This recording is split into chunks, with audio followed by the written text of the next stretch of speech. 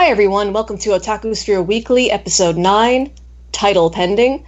I'm Karen, and with me tonight are Sal. Yo. Lifesong. Hello. LB.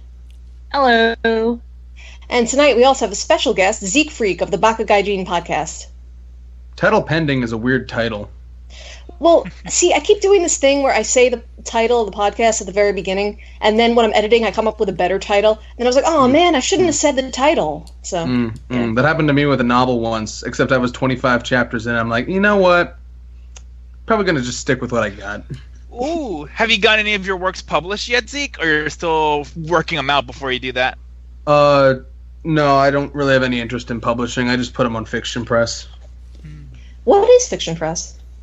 Fiction Press is the sister site to fanfiction.net, but for original work. Wow, I feel really ignorant that I didn't know that was a thing, because that's the kind trust of thing me, I should know about. You're one of the billions who don't. Like, it's almost insane. Like, they're owned by the same people, and one gets substantially more traffic than the other. Like, you look at the most viewed stories on fanfiction.net, you're looking at like 400 million views or some shit. And you look at the most viewed on Fiction Press, and it's like maybe 4 million. You know. Well, we shall see. Sometimes these things change given enough time. I mean, fanfiction.net has certainly changed. Yeah. For some reason, that seems funny to me. I can't anyway. tell if it's more or less garbage. I think the level of garbage has remained fairly constant. It's just there's been a lot of drama. I'd like to think that the garbage is proportional to the popularity of said series, but it really isn't. Because you'll go to a series with like 20 fanfics and they all suck. But if you go to a series with like 20,000 fanfics, you're like, I can probably find something readable in here. And no, yeah. I think there was one time I sat down and I started writing a fan fiction for something. I wrote like 2 paragraphs and I was just like, I'm not doing this. I deleted them both. That was that. Not that I have anything against people who write fan fiction. If you enjoy it, more power to you. I just found I could not be a fan fiction person. So I did it for years, and then I stopped because I wanted to do my own thing. I get urges every now and again, but a lot of the time it's like I can't bring myself to. It takes a special kind of passion about whatever series to really want to write about it and for it, you know? So, I don't have that for a lot of things anymore. Yeah. Now for some reason I'm imagining myself trying to write like Joker game fan fiction only because I don't understand Joker game. It'll be like incredibly confusing and not make any sense. That's actually a good exercise. Write a fanfic for something you've never seen. Okay, well, I'm kind of writing my own Sakamoto fan fiction every week, because every week LB and I talk about what we'd like to do with Sakamoto, so it's kind of going down a fan fiction sort of route. Right. For the sake of the listeners, I should probably mention this is kind of an atypical episode because I thought that because Zeke is watching a lot of anime and I'm watching a lot of anime, I thought we were watching a lot of the same things. Actually, we're not. So that's a dangerous assumption to make. I've fallen into that trap many times. Where I invite someone on, I'm like, "Oh, you watch anime, right?" And they're like, "Yeah." I'm like, "Okay, that's cool. We'll have shit to talk about." They come on, I was like, "We got nothing to fucking talk about." Yeah. So we're gonna deal with that, but also because it was a really busy work week for a lot of people, so we're actually not even gonna discuss some of the stuff we normally discuss. If you're like the world's biggest Super Lovers fan, in which case, bless your heart, don't worry, it'll be back next week. But we're not gonna discuss it this week. So a couple of the shows we normally discuss aren't on the list, but we're gonna talk about more general stuff. Just think about it. Next week you'll get double Super Lovers. I know, right? Yeah, I know. Double Super Lovers, yay! Anyway, since we're kind of like in Tangentville already, I mean, normally this part of the podcast we just talk about the general kind of otaku stuff we've been doing over the course of the week that may be relevant to the listeners. So, Zeke, does anything you want to mention? Well, first of all, anytime you have me on anything, it's going to automatically become Tangentville. That's just it's kind of a given. I knew the risks going in. I'd call it the rule of Zeke, but I have many rules, and it would be like number 58 or some shit. Otaku stuff. Just watching more anime, I suppose, and getting excited for summer shows and whatnot, because like I said last year, I said 2016 is going to be fucking awesome. And when I said that, I didn't quite realize how spread out everything was going to be. But then I realized most of the shit I'm really fucking pumped for was in summer, which is a little unusual because summer is usually not the hype season. But for me this year it is. Well, what shows for summer? We were going to wait and talk about this in maybe a couple episodes, but we can do it now. It's all good. The Anna chart is out, so. Yeah, I mean, they're not going to add anything new to it unless you have one of those fucking last-minute things, which there always are. Well, no, it's usually more likely that they take something off last minute than they put something on. Yeah. I remember there was this one Ufotable show. I don't even remember. I think it was called like Working Girl or something. I swear it was on the chart every season for like 8 seasons straight, and it never came out, and I still haven't seen it on the chart recently.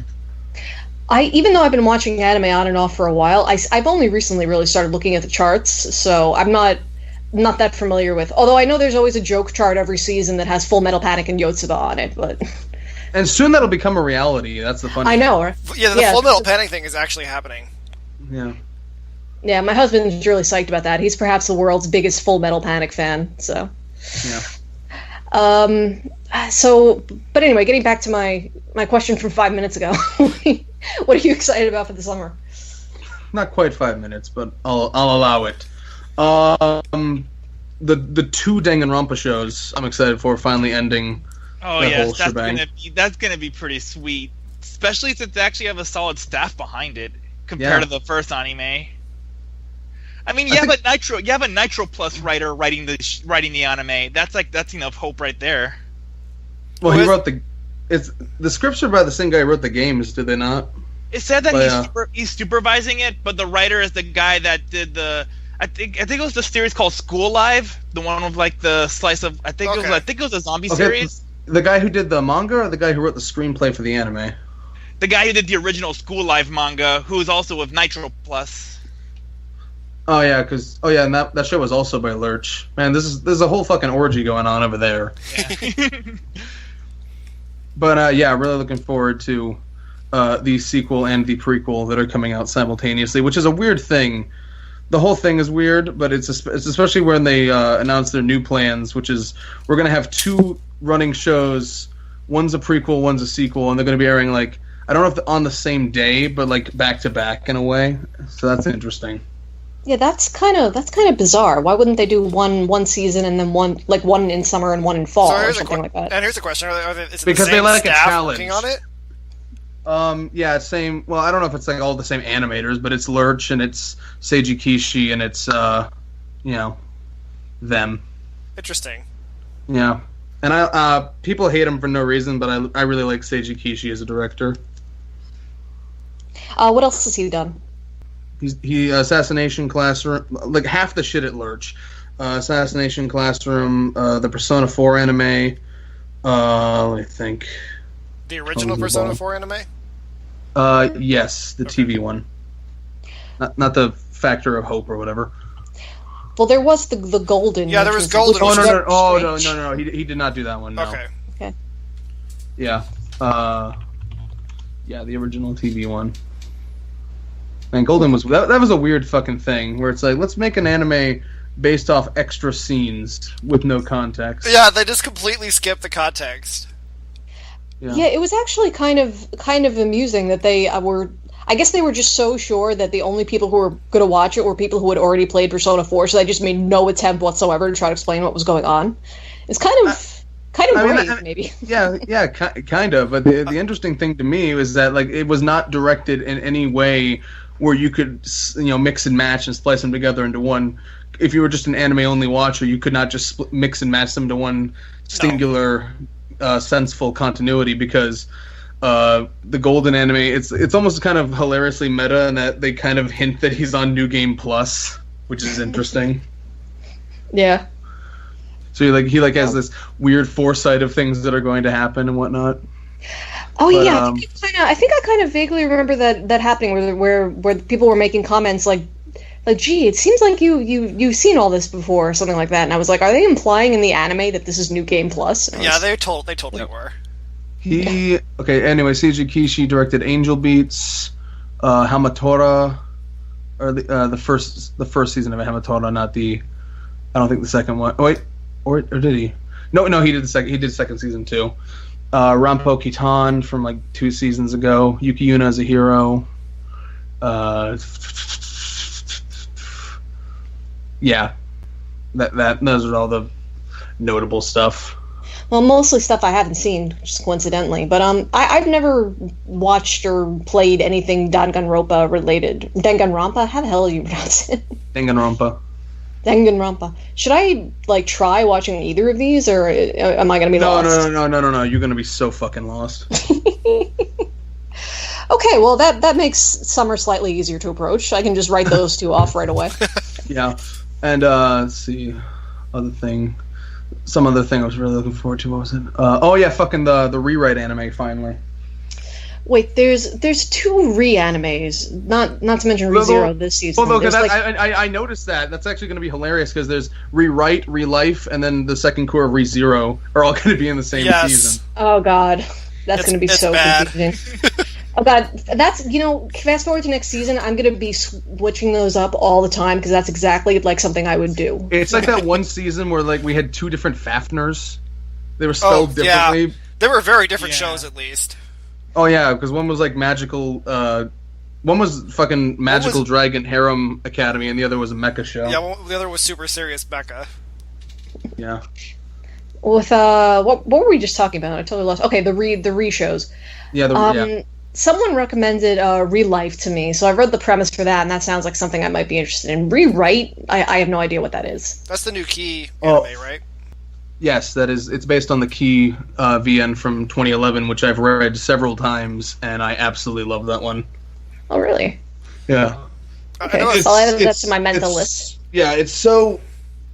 And it's not like... It is and it isn't like a lot of other Key stuff, because it's not a Jun Maeda thing. It's written by 3 people. Right. The main writer is Romeo Tanaka, who did Cross Channel and some other shit I can't remember. I know that when I hear people get excited about Rewrite, his name comes up. Did he write the main scenario, or did he just write the favorite route? That's something I haven't been able to clear up. He wrote most of the common route, 2 out of the 5 character routes, and then the 2 epilogue routes. So he wrote like 70. He wrote like 75%. So he is the primary writer. Gotcha. Yeah. Yes, and the other 2 are Yuto Tonakawa, who's just a guy who works at Key, and then Ryukishio 7 of Higurashi fame wrote 1 route. Oh, neat. Yeah. Really looking forward to this. Really nervous because this is a really hard thing to adapt. Yeah. For what? I've got to ask. This can't be typical Key at all. Listening to the writers they have on it. No, this is not typical Key. This is Come to think of it, would 8-Bit be able to handle that? Because they're the studio doing the production, I think. Yeah, like I saw the PVs. They look nice. They're going for sort of a less detailed, more fluid look, which normally I'm not a fan of, but I think it works here. I don't have a problem with 8-Bit specifically, so much as the specific staff that... Like, I think people always bring up Grisaya, which I fucking hate Grisaya, but people always bring up Grisaya because it was such a bad adaptation, but I'm like, that wasn't really their fault. They had to really crunch to get that all in there. I don't know. I don't know how they could have fit that into 12 episodes. Yeah. And this is going to be significantly longer than that. That's the one thing, because Rewrite's fucking long. Like, if you're a decent... speedy reader, it will take you somewhere between 80 and 100 hours to finish the visual novel. It's that long. Just one route, or all the routes together? Oh, all the whole thing. Right. So, Zeke, if you were going to recommend that I finally break into reading visual novels, is this the one you would recommend? Yes, yeah, I would actually. It's actually really, despite its length, which is probably the only thing that would possibly turn people off from it, it's actually really accessible because you don't have to deal with like old. Some of the more antiquated stuff about visual novels and getting them to run and yada yada yada, because this is 2011, it's HD, it's super easy. Like if you're doing the fan patch, it's super easy to install and run and everything like that, and it's just it takes a while to get going, but it's actually really gripping and not. It starts out like typical Key, but you'll soon find out that it is really not typical Key at all. Okay, that's a possibility then, because I keep thinking I should try one or two more visual novels, just, well, for obvious reasons, but the one time I tried, it was Fate Stay Night, and after a while, it was just too much of Rin drinking tea and stuff, and I was like, and I already knew everything that was going to happen because Wilson had spoiled all of it for me, so there was no real point. Fate Stay Night is like, it's like, I don't know what Fate Stay Night is like, I don't know how to write the next important scene, so I'm going to throw in a few more kitchen scenes and see how that works. It seems like there's an epidemic of writers and artists who really want to be doing stuff about food, but they can't, so they just shoehorn in food wherever they can. Yeah, I think about 40% of Fate Stay Night was revolving around the kitchen and food. Exactly. Yeah. Which the respective anime adaptations cut most of the kitchen talk, which is nice. Don't got time for that. Yeah. Quick aside about food before we go back to visual novels is that Shokugeki no Soma season 2 is this summer. That's pretty cool. I'm excited for that. But anyway, do you happen to have, because my preferred way of doing this, do you happen to have a Windows tablet? No. Okay, because that's my favorite way to read visual novels now. That's the whole reason I got my Windows tablet was. Oh man, that must be very convenient. Just like slide. I have considered. Well, no, it's not even slide. It's just like tap. It's like tap. And also the position too. You can be in a more comfortable position while you're reading it too. Yeah, I know, because that's the weird thing. I read an article by what the fuck's his name on Annie Tay or whatever. I think Rockman Dash, Kevin Mai. I think is. I just said what the fuck's his name, and then I listed like 8 of his aliases. But he had this weird article where he pointed out visual novels are interesting because structurally they're books, but the way you consume them is weirdly more like a video game, and this creates a weird disconnect for people because people aren't used to doing hours and hours of reading hunched over a computer. So that's an interesting barrier, and which is something that he recommends. More mobile versions and Windows tablets can help alleviate and get people into it. Yeah, I think that's been the main reason why I haven't gotten more into it, really, because, I mean, I read plenty of long books all the time. It's just once it becomes, like, it's a book, but it's also a video game, so I have to be on my computer, and it's like, I'll just go read a book now. Yeah, because it does have that sort of thing, and it's actually very interesting because I was, well, it's not very interesting at all. It's rather mundane, really. But because it's about me, it's automatically made more interesting. I was actually, I think something like 6 or 7 months ago, I was trying to reread through Rewrite because there was I thought the fan translation of the fan disc Harvest Festa was going to come out that year. It ended up not coming out, but I took a break after like 3 routes, and then here I am like 8 months later. I don't really want to go back because the anime is going to start, but I don't really want to continue where I left off because that's a lot of there's a lot of stuff I'm missing and whatnot, so I don't know. Kind of stuck. Well, I think maybe you should avoid it, so even though you're probably going to be complaining that the source material is better, if the source material isn't as fresh in your mind, you won't be as loud about it. Probably. That's true. That's true. But I'm also fairly confident about this. Takahiro Baba, president of Key Visual, says it's going to be a fairly lengthy anime. Comments made by Romeo Tanaka and the staff working on it. I think they know what they're doing. I think because they're not only just adapting, they're apparently adding more to it, which is very ambitious. But this has always been like an ambitious property, so I'm not surprised by that. I'm actually really excited to see how they handle it, but I'm also really nervous at the same time because it's hard to adapt. On the positive side here, it can't possibly be as bad as Little Busters.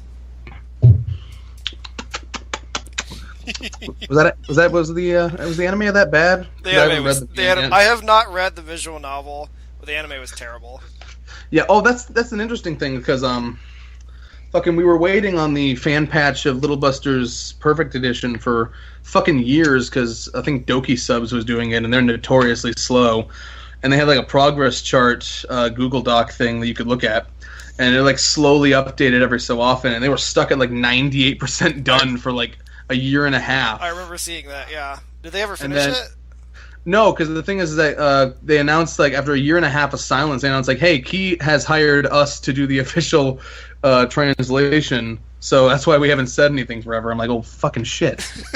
All right. And then the same thing happened with this Harvest Festa fan patch, where the guy who did it, who's doing it, Ixrec, he went silent for months at a time, and then just a few days ago, Key announced they're bringing the complete re-release of Rewrite Plus translated in the West, and he's going to be the head translator for that.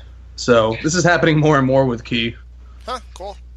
Yeah, which is weird because even 2 years ago, I would have called them the most xenophobic company in Japan, and now look at them. God, times have changed. Opening up new horizons.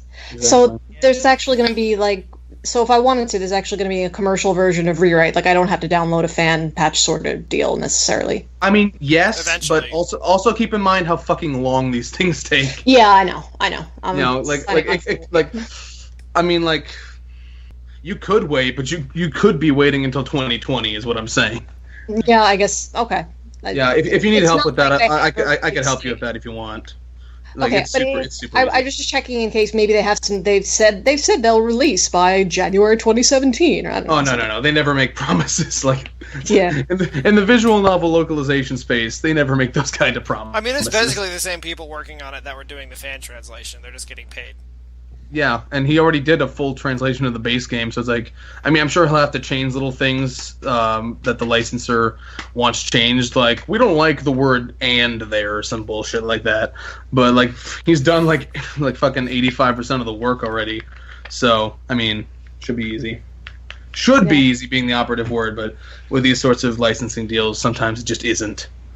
Okay, so now I know that Rewrite is definitely something I want to be on the watch out for in a few months. But bring it back to the summer charters. Anything else you want to mention? I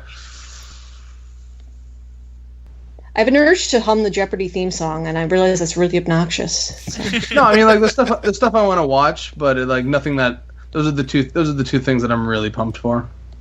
Okay, let's see. As long as we're talking about summer, maybe we should just take this opportunity for everybody to just mention what they're hyped for. Sal, do you know what you want for summer yet? Well, I haven't looked at the chart yet, but with Zeke Freek, I'm looking forward to the final Danganronpa season, which I'm hoping by then I'll have beaten Danganronpa 2. Yeah.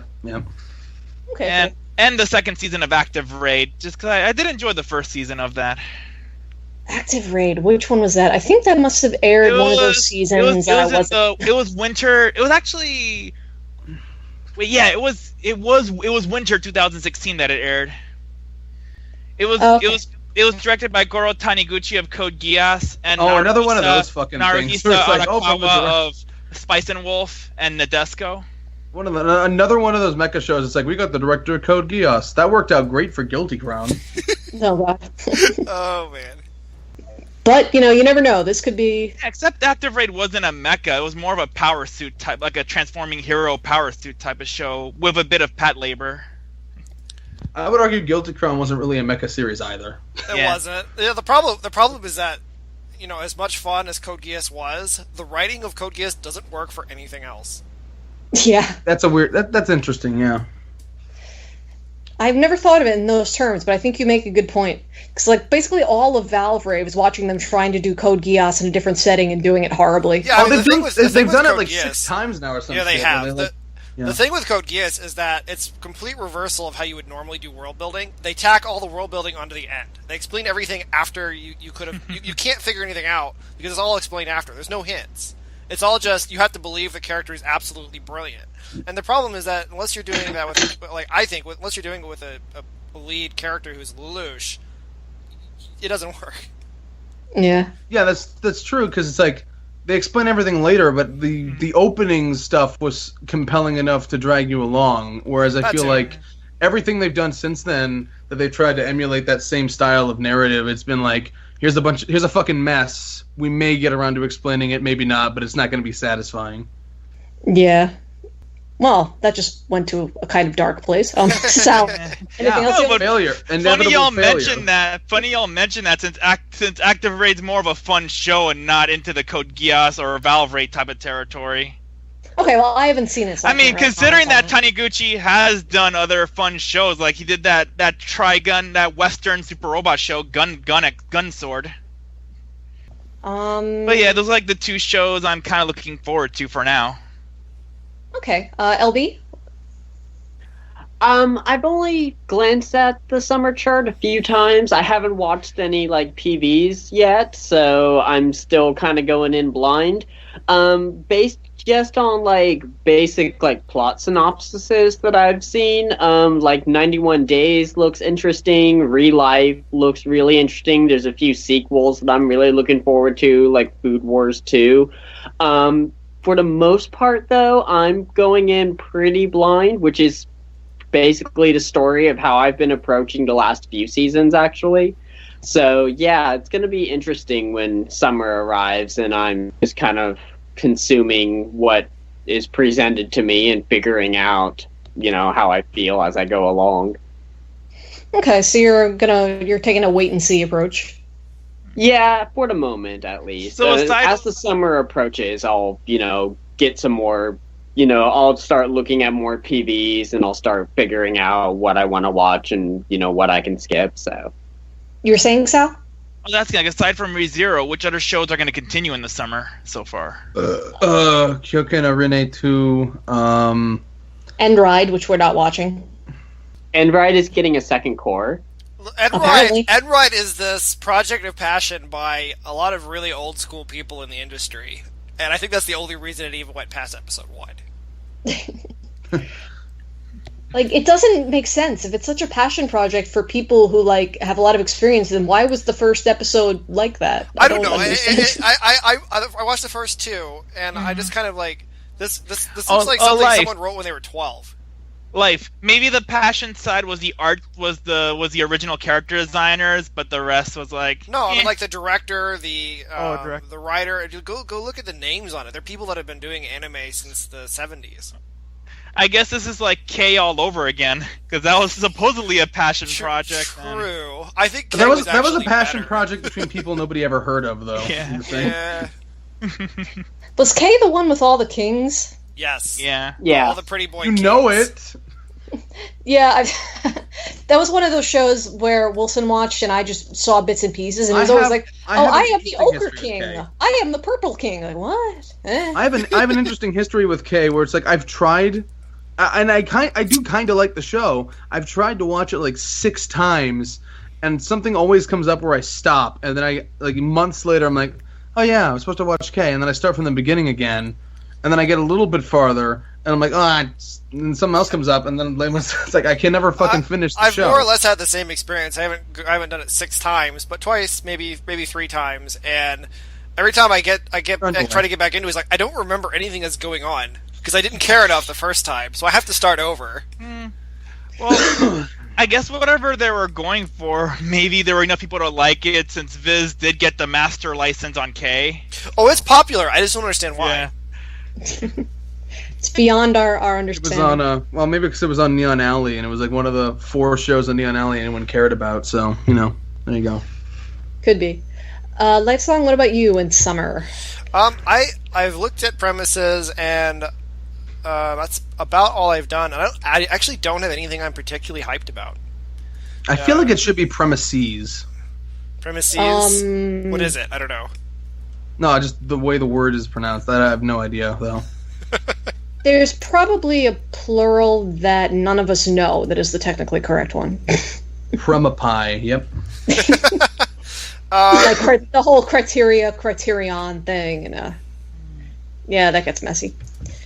Let's just start discussing friggin' punctuation. Actually, my husband is watching Asterisk War for some reason. Whenever that show is on, I keep thinking if poets were actually about punctuation, I would be so much happier.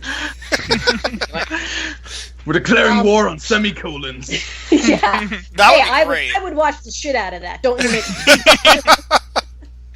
It's and a war between colons and semicolons, and neither knows what the other means. There are a couple... If we're just saying, because I only said the stuff I was super hyped about, but there's other stuff I do want to watch. Sure. Like what? Prismailian 3-Ray, which is actually season 4, but whatever. I'm not starting on the Prismailian train now. There's been too much. I can't get started with that. Yeah. Okay. Also, there's the reason I won't watch it though. It's because after seeing what happens to Ilya in Unlimited Blade Works, I can't see her image without thinking of that, and it freaks me out. And I don't want to. I don't want my mind. Other completely different terrible things happen to her in the. Yeah, but it's the it's the UBW one that sticks in my mind for some reason. Which is, yeah, because well, no, actually, because that's probably her worst fate. Because like, she lives in Fate at least for a while, and then she dies rather peacefully in Heaven's Feel. So she survives Fate, doesn't she? Yeah, but it's like implied she'll die in a year or something. Yeah, something with the way how she was made when she was born, right? Because she was like a homunculi and stuff. Yeah, fucking homunculi never last. Okay, it must have been implied in Heaven's Feel. I guess I haven't read Heaven's Feel, so. She has like a heroic sacrifice in Heaven's Feel. Okay. Yeah. So anyway, 91 Days looks interesting, if nothing else. It doesn't even look like an anime, really. Which is that the one that's kind of like a mystery, sort of? Yeah. I should actually have the chart in front of me while I'm doing this. Really, that might help. You know, I've heard good things about knowing what you're talking about. Ugh, fucking shit, my heartburn. Anyway, Studio Shuka, the guys who did the 2.5 and 2.75. That does not instill confidence in me. That's pretty much my biggest concern right now, is that I watched those. I'm like, Yeah, I love the first season of Durara. I watched the first couple episodes of season 2, and I just have not been able to. No, I watched more than that. I watched maybe like the first 12 episodes of season 2. I just couldn't tell get you into that it. the final part of it was really good. But yeah, I watched all 3 cores of 2. I really liked it. Mm-hmm. Same here. Yeah. I think I liked the first bit. I didn't like the middle bit at all, and then I really loved the last bit. Yeah. Okay, I will catch up on Durara someday, just because I'm such a fan of the first season. But apparently, there was some stuff in the light novel that the first season didn't cover that was foreshadowed for the stuff that happened in season 2. So maybe if that stuff was in there, it would have made season 2 flow a lot better. Maybe. It could be. I just felt like they were introducing 80 million characters I didn't care about. And I was like, wait, I liked the characters you originally had. Stop giving me all these friggin' Russian mob people I don't care about and stuff like that. No, you will have more and you will like it.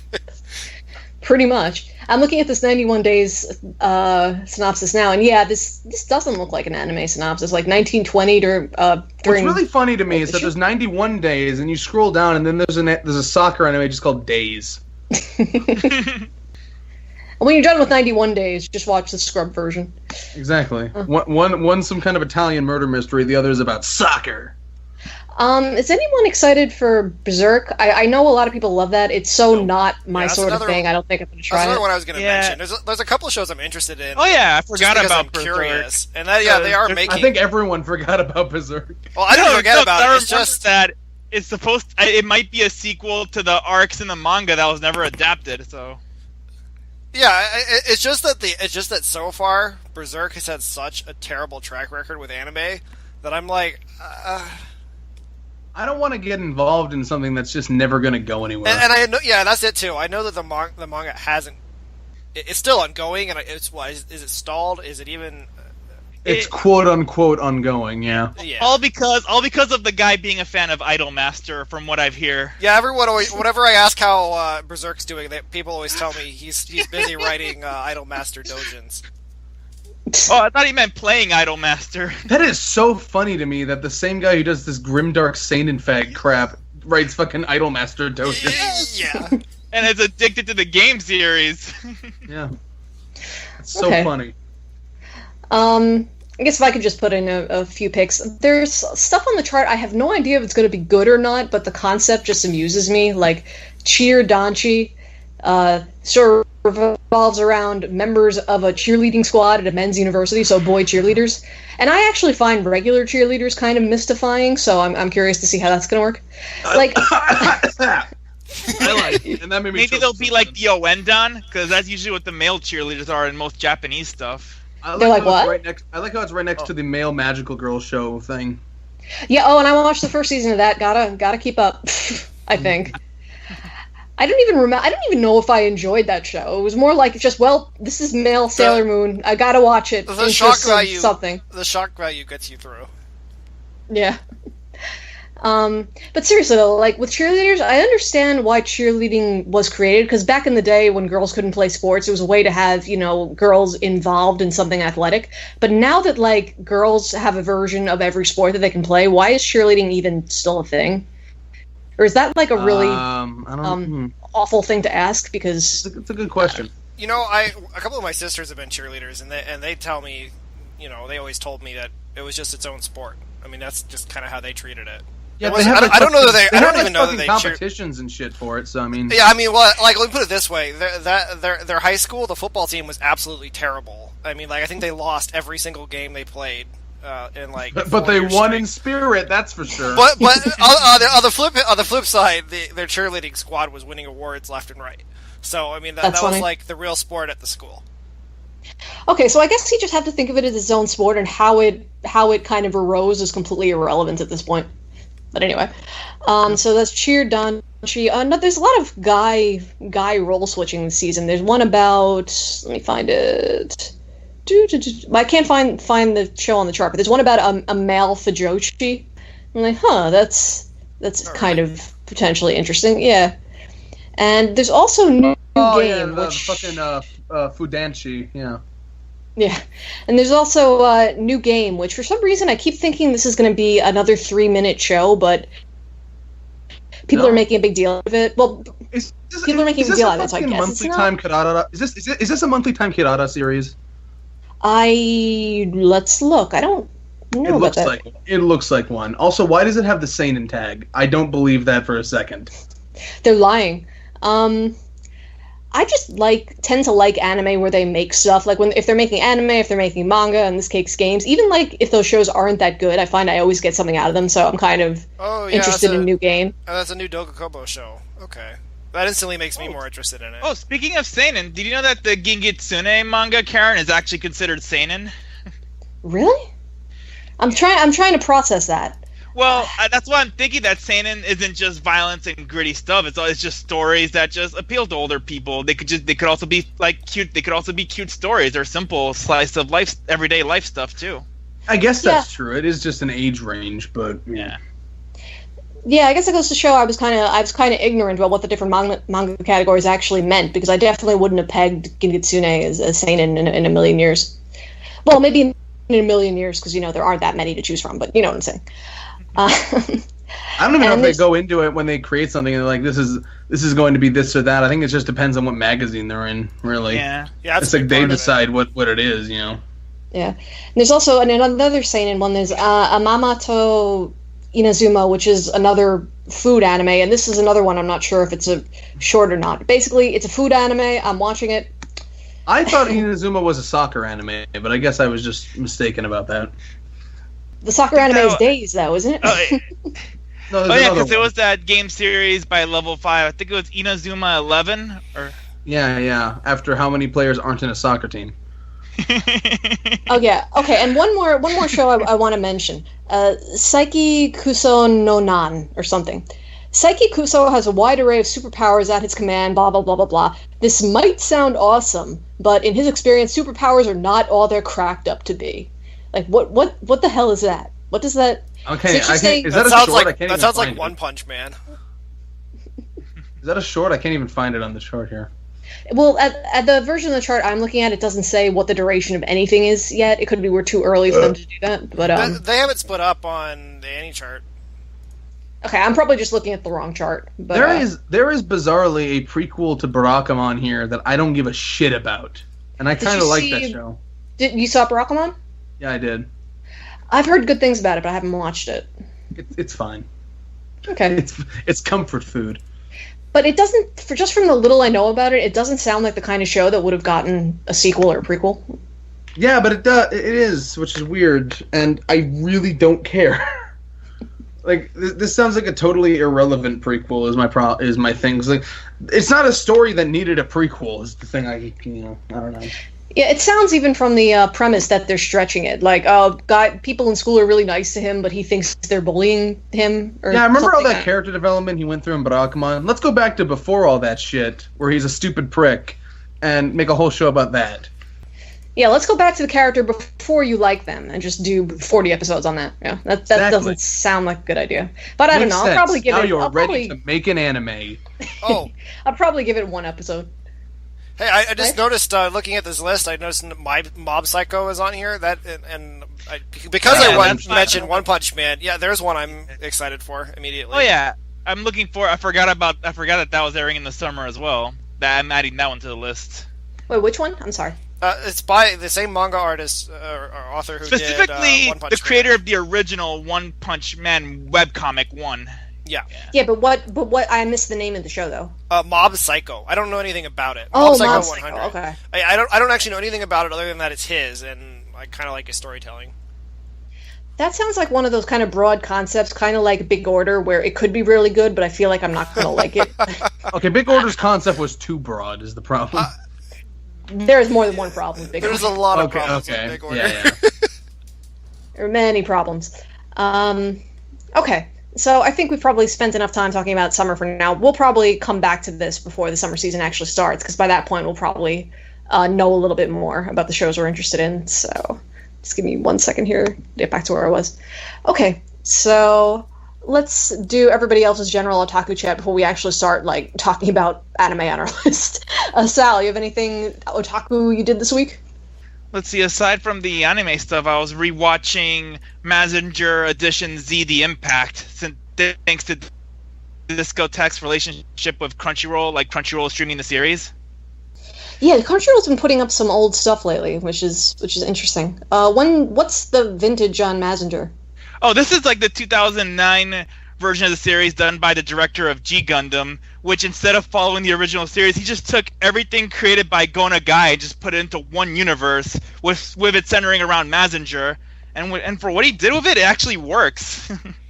What is the vintage? How well has this anime been preserved in my cellar? Yeah, exactly. It sounds classier than what year did they make it? Anyway. Yes. I'm sticking out my pinky while I talk about the anime. Jeeves, hand me the corkscrew. I need to unscrew this fine, aged vintage anime. Hey, I like feeling classy while I watch my anime. I can't get to feel classy in too many ways in my life, so I do what I can. Mazinger, but that's originally from the 70s, right? Yes. It was also, if I remember correctly, I think Mazinger was the first time we actually saw the main hero pilot a giant robot in anime. Oh, really? Wow. It's also the first time the rocket punch came to be. So it's definitely a high watermark as far as we're concerned. Yeah. Okay. It's thanks to why we have ridiculous super robots, specifically because of Mazinger. The thing is, I'm looking at the Crunchyroll app on my Apple TV pretty often, and I always look at the recently updated tab, and I don't think I've seen Mazinger pop up. Some shit is PC exclusive. Oh, really? Actually, yeah, I remember years ago I was trying to watch the either first or second season of fucking Yarko, and I saw they had it, and I couldn't find it on the apps anywhere. And then I looked closer, and they're like, "Oh, this is only available on browser for some reason." Weird. I was able to watch it on my PS. I was able to watch Mazinger on my on the PS3 on the console app. So maybe it varies.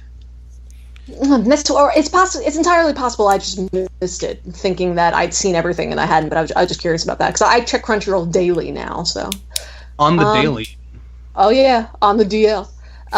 Okay, Sal, so you good for this week? Checking that CR on the DL. Yep. So I guess we'll go on to whoever is next on the list. How about LB? I think you had a couple of things you were watching this week that were not our usual. Yeah, well, I mean, I'm still working my way through D. Gray Man very, very slowly. I decided that I need... Yeah, it's a series that I've never seen before, and I'm still only about, I don't know, maybe 8 or 10 episodes in, somewhere in that range. You got farther than I did. I think I watched that in 2010 or some shit. I watched 4 episodes and this shit is boring, and then I stopped. Well, Exciting story, I know. Few episodes were pretty interesting to me. It's starting to get really heavy on the shonen elements, the superpowers, the overdramatic music, the shonen getting shonen. It me surprised. It's almost worth watching just because I think of all of these shonen I've watched, it does it the furthest. It's the most shonen. It's not the best. It's just the most. That's funny because there's actually another season of D. Gray Man coming in summer. Yeah, that's a really weird thing, actually. I think it might probably continue for more the last arc of the last anime. Yeah, it sounds like it might. Care. But yeah, I don't know who it's for. It's a completely different staff, completely different actors. It almost seems like they should be starting from the beginning. Yeah, this is weird. I don't understand. Well, if you're watching D. Gray Man slowly, maybe you want to try to pick up the pace, and so you'll be caught up by July. So you can be. Well, main reason I'm speculating about the continuation is because of how the way they designed Alan Walker in the promotional art. Like, it looks like how he looks in one of the later arcs. Ah, okay.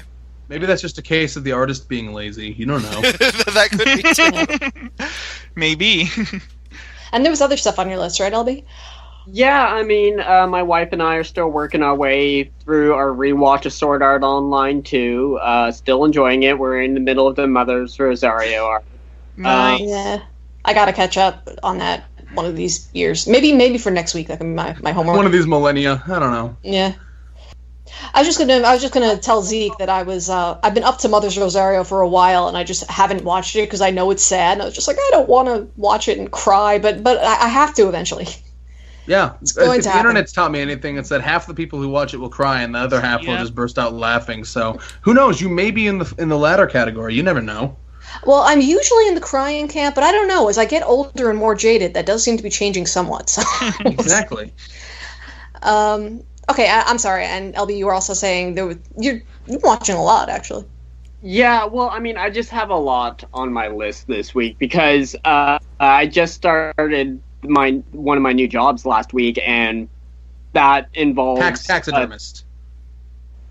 3-hour commute total throughout on every day that I work. So I downloaded a couple of games. Sailor Moon drops. I didn't know that had been released, so as soon as I saw that, it's like, yes, it's a stupid match 3 game, but it's Sailor Moon related. Wait a minute. They made a Sailor Moon Bejeweled? Yeah. Oh my god. It's like, be careful, Karen. Think of your daughter. Okay, this podcast is going to have to come to an abrupt end because I got some shit I need to download right this fucking second. Okay. Calm down. I'm definitely going to have to look into that now. I'm excited. Yeah, I mean, it's a very silly match 3 game, so I mean, it's not much anything different than any other match 3 game, except for it's Sailor Moon themed, and you're basically working your way through the story as you beat each level. And so, yeah, it's silly, but it, totally kills time, and I love it, and I'm still enjoying it. I'm just about to get to the part where I add Sailor Mars to my party, so that's going to be cool. Is it on iOS? I believe it is. Okay, I have to make this happen. You have no idea how excited I am now because I've been so disappointed with Sailor Moon Crystal for like years now, and now I hear there's like a good Sailor Moon thing. Oh, okay, I'm excited. Wasn't season 3 of Crystal like an improvement over the last 2 seasons since they changed the entire team? People have been telling me it's been getting better. Oh, yeah, this is what I'm basing it off because I dropped it after like episode 12, so. Hey, I didn't get that far. I dropped it after they introduced Sailor Mars, and she looked like she was in a bad fan art competition or something. I dropped it before I even watched it, so take that. No, you beat all of us. I should have dropped it before I even watched it. No, that's not true. I like Sailor Moon. But if people keep saying that... Yeah, if people keep saying that season 3 is really good and they're actually doing the S story justice, I may have to catch up. But you know what? I'll let the season run its course and then see if people are still saying that, or if people are still like, no, actually, it was only good for a couple of episodes and it got bad again. I guess if anything, I don't know what they were drinking over there. It was only good for 2 episodes. Yeah. Well, I'm sorry, Sal? I was saying, if anything, based on what you read of the entire manga, because I remember you told me when you did review the Sailor Moon manga, I think you told me you read the entire series. Yeah, I have the whole Sailor Moon manga. I when it came out fairly recently in English, and I don't remember what company put it out, but it doesn't matter. The important thing is I own them all, so there. And I've read them all. But the thing is, I didn't, as much as I like the manga, I saw the anime first, and that's kind of where my loyalty is. And then when Crystal started doing like the manga accurate version of the story, I was like, I didn't really need a version of the story that just took out all the humor and stuff. So, and also the time you spent with the characters. That feels like a common problem. Yeah. Okay, Life, what about you this week? I went and read a little bit of the Big Order manga. I said I would, and I did. Do tell. I need to rewatch some of the first episode, maybe the first 2 episodes. I've noticed that there's a lot of little details that are just really skipped, and like little hints here and there that things are not what they seem. Like in particular, I mentioned in Future Diary that the god character is important, and Daisy's just kind of not important in Big Order. Well, when they first introduced Daisy, they introduced what she is in quotation marks. Like, I didn't get that in the anime, so I need to rewatch the first. Yeah, for something that's only supposed to be 10 episodes, I'm getting the inclination that it's somewhat rushed. Yeah, I had that inclination too, which is why I started reading the manga, and I'm kind of just like, I'm immediately seeing things like, I didn't catch that even in the first episode of the anime. Yeah. So I'm more or less, I haven't confirmed it, but I'm already feeling like, this probably makes a lot more sense than what we're seeing in anime form. So is Big Order going to be 1 or 2 cores? It's only 10 episodes. What, Somehow. 10? It's only 10 episodes. 10. I'm guessing it's so they could end on whatever arc that episode ends in. I can't for the life of me figure out what they're trying to do. I'm guessing that they had a lemonade stand running for the past 6 years. So they wasted all the money they made off Future Diary. So they had this lemonade stand out by the curb, and they finally got enough pennies to make another season. Yeah, I mean, Future Diary was kind of made on a shoestring budget too, but it ended up being really good. It's the same studio and everything, and they don't do anything else but this guy's stuff. So I have to imagine it's like self-funded or some shit. Yeah, I wonder. I want to do some more research into that because I want to know why Future Diary was so good despite its technical limitations. And here we are with Big Order, like, wow, this is because Big Order feels like let's do kind of the same shit but worse for some reason. Yeah, there's like the thing that makes it so exciting in Future Diaries, you kind of can follow it, you can get into it, and then with Big Order, it's like, what? Yeah, that's the thing is that like Future Diary, for some of its problems, it was at least coherent. Right, exactly. Point A to point B made sense. It always made sense. With Big Order, it's like point A to point 12, and it's like what? Yeah, what were you saying, Sal? Sal? I think there's another factor to take into account too. What's that? Oh, well, before the Future Diary anime was made, wasn't the manga over for a good while, so that team had time to look over the source material, the manga plan did out end, everything. And yeah, Big Order is not over. Yeah, so maybe that could be the factor, so because I think it's still ongoing, they're maybe a little bit lost on how should we pace this, how are we, and stuff like that. Yeah, that might be the case, but I've actually been told that the anime... There's a good ending point from the manga that they could end the anime on. I don't know if that's true or not, but a couple of my buddies have told me that that's the case. So I don't know how much that's really a problem. Okay, well, I'm hoping that what you'll discover is that the manga is much, much better and we're just dealing with a bad adaptation, because even if that's the case and then it's a shame that they screwed up the adaptation, I'd much rather believe that than believe the manga is also this awful, Yeah, I want to believe it, and I want to sell it, because I still want people to go and watch Future Diary, because that was excellent. Yeah. Okay, so you're going to continue reading the Big Order manga? Get back to us? Yep. Okay, so we'll hear more about that next week. I just have what is your hang-up with taxidermy? You just said he got a new job. I was trying to make a joke. Jeez.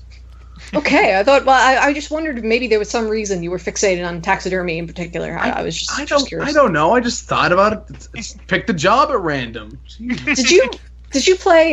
Did you ever play Resident Evil 2? No. Well, I watched someone else play it. Just because there's one line where like the mayor or something. I don't know if he's the mayor, but something like that. He's and to think the taxidermy used to be my hobby. It's hilarious.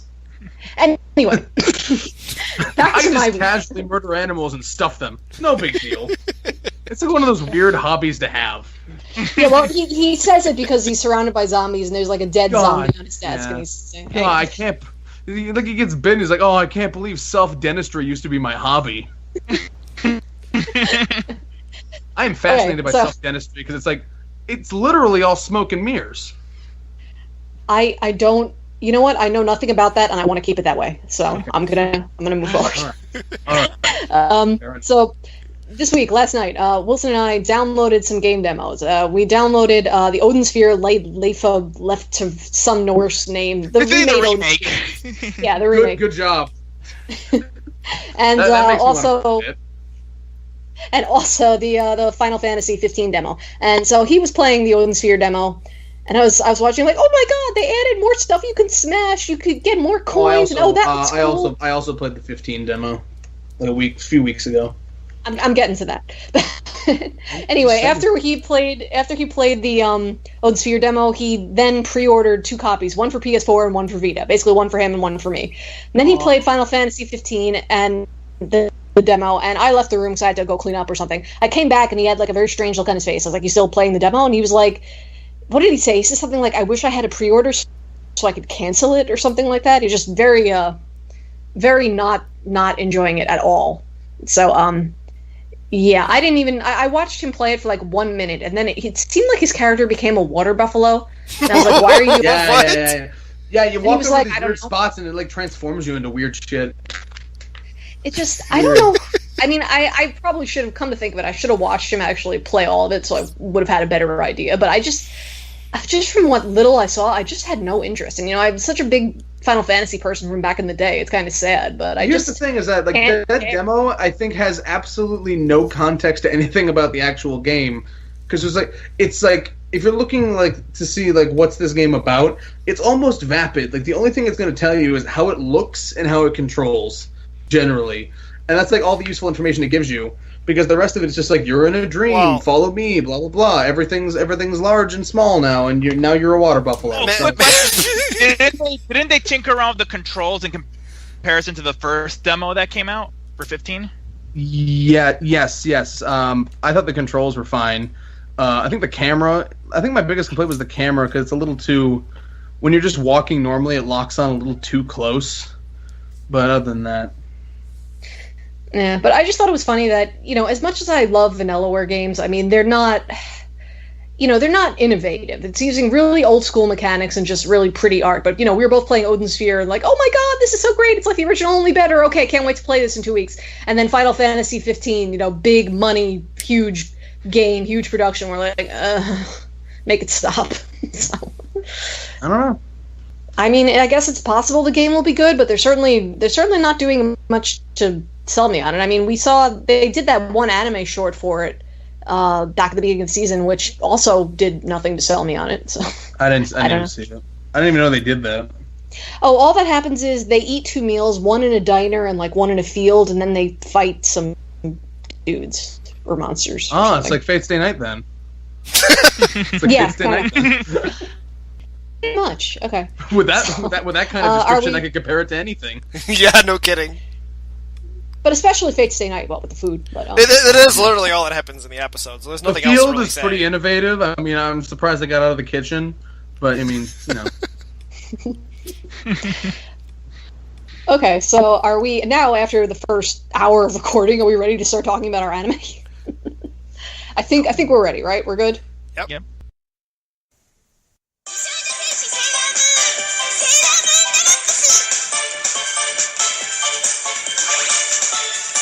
Hi, were you in danger of getting absolutely anything done today? Well, play Sailor Moon Drops, new for iOS, and you won't do a goddamn thing. I sure didn't. Want to know why this podcast is late? Sailor Moon freaking drops. Thanks, LB. Thanks a lot. Okay, welcome back, everyone, and now we're actually going to discuss anime that's airing now. Yay! Starting with Kiznaiver, Episode 7. And I'll start. I thought this was a good conclusion to the little Maki arc that they started last week. And a problem I've had with Mari Okada's work in the past is sometimes I feel like she goes for these big emotional moments and they don't feel earned. It just feels like overreach. But I felt like this episode of Kiznaiver was really nicely done, that it just felt like nothing was overreach. Everything just seemed to proceed naturally from the previous episode. So I thought it was just a really solid and moving episode overall. Zeke, what did you think of it? I liked it. Yeah. Basically that. Like, I really like this show so far because it's like there's nothing else to distract you from the fact that it's this one giant character study, really. Yeah. You know? So I think it feels a lot more earned there because it's literally been nothing but building up to these kinds of big character moments. So, you know, there's nothing else to distract you, and all of its time has been dedicated to that cause, so... Yeah, like, even when they try to start doing kind of overarching plot stuff, like when Sonozaki is speaking to people, I almost want them to be like, no, get off the screen, I don't need this. I don't need any plot in my anime. Are you crazy? Maybe I just don't need Sonozaki in my anime. Anyway. Sal, what'd you think of this one? Yeah, same as you guys thought. Like, they're doing a really good job of building up the characters and... one thing that kind of occurred to me could have one of the reasons that was Maki's friend's name again? Futaba? Oh, Ruru. I don't know where I'm getting names from. Yeah. Futaba, what the fuck? I'm thinking of another show. Oh, crap. I'm thinking of Pande Peace, I think.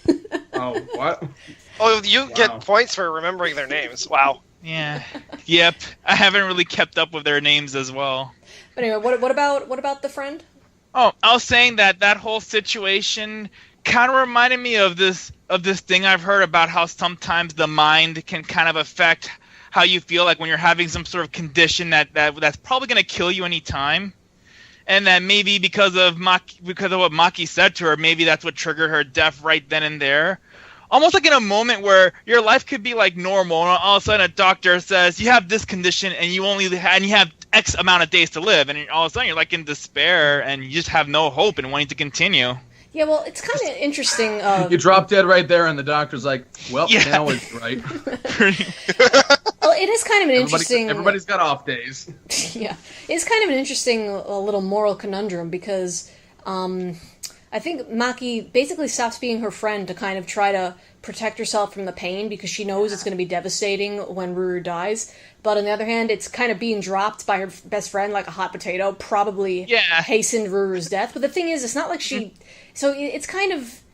I guess that kind of gives some truth to Maki saying, oh, I killed someone, because her actions probably did contribute to Ruru's death, but it's obviously not a black and white situation because you can't really say Maki is wrong for trying to save herself the pain from something she knew was going to be devastating. Maybe she could have done it better, but it's kind of hard to be the judge of that. Exactly. So. And I guess the other risk would have been, like, maybe if she would have accepted the feelings, but then they got lucky and they found a cure for her friend's condition. Who knows? I don't know, because I don't think it would be in this show's theme to really have the right answer be to avoid those kind of feelings and that kind of pain.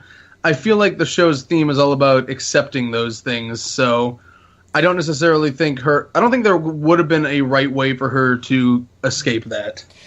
I kind of had a different take, and when she said, I killed her, what she means wasn't that she felt responsible, but that she literally cut off her feelings or attempted to cut off her feelings in relationship with her friend. So regardless of whether or not she had died, she did that. Oh, sort of like a dead to me sort of way.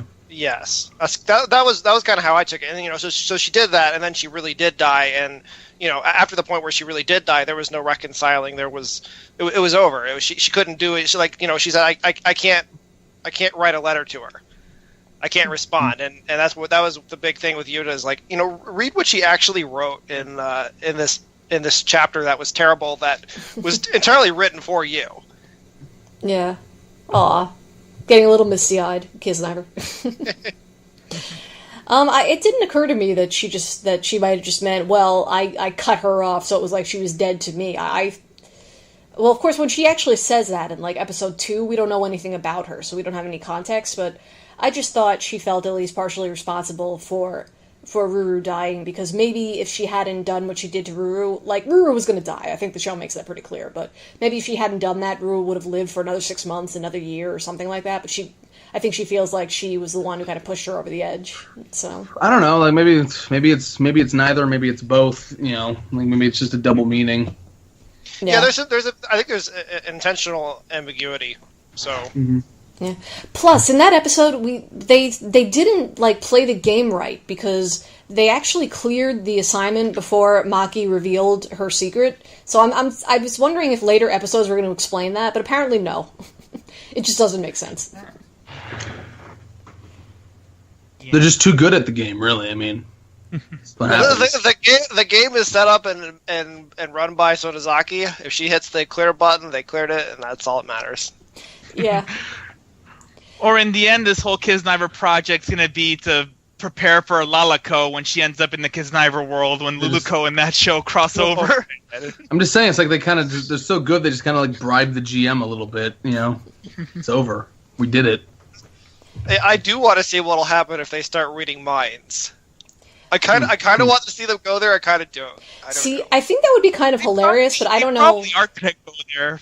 Who knows? I would think maybe. Then I think we're stepping a little too closely on Kokoro Connect's shoes, but that's just me. I'd be okay with that. Yeah. I never saw that show. Was that good? Yeah, it's good. It's good. Okay. I haven't seen him forever. That was like years ago. Yeah, I just feel like there's just so much anime I haven't seen, and like I look at my anime list and like I scroll and there's like 8 million things on the list of shows I've seen. It's like why? Okay, but why are there still 8 million things I haven't seen? I don't understand. I can't do math. I don't know. Maybe because they make fucking 100 anime a season. Yeah, they've got to stop. They've got to stop with this 4 seasons a year stuff. I can't keep up. Go down to 2. You know, I will say that it's usually the summer season that's terrible. That's when I catch up on old stuff. Yeah, maybe I'll actually... Well, I don't want the summer season to be terrible, but should that happen, I'll certainly have plenty of other stuff to watch. It's just a typical thing. Well, I'll tell you what the real math of it is. There's less anime in summer, so it's easy to predict that it'll be terrible because there's less of it overall. Statistically, I think that checks out. Although, to be fair, that also means that if there's like 2 good shows, it's conversely the best season of the year. Yeah. Statistically. Maybe it's also because they assume that people are on vacation, so not many people will be watching as much compared to spring and fall. Yeah, I tried to figure out... Yeah, but Japanese kids only get like a month off. What do they care? Yeah, I don't think that's what it is. I mean, I've tried to research it before, and I haven't found a good answer. It's just that there's less anime in summer. Same reason there's less video games in summer. I don't know why. It's like maybe there's some analyst out there. It's like people are less likely to spend money on this shit in the summer. I do know that in fall and spring is when TV contracts come up, and when a lot of that contracting is done. But you know, you look at when anime deals are sealed. Like we know what's going to air in summer before those come up. So, but I think the contracts are handled before that, though. So yeah, right. I think so too. So that still doesn't explain why is summer the way it is. Well, maybe it's not even an anime producer thing. It's just a network thing. I don't know. Yeah, maybe.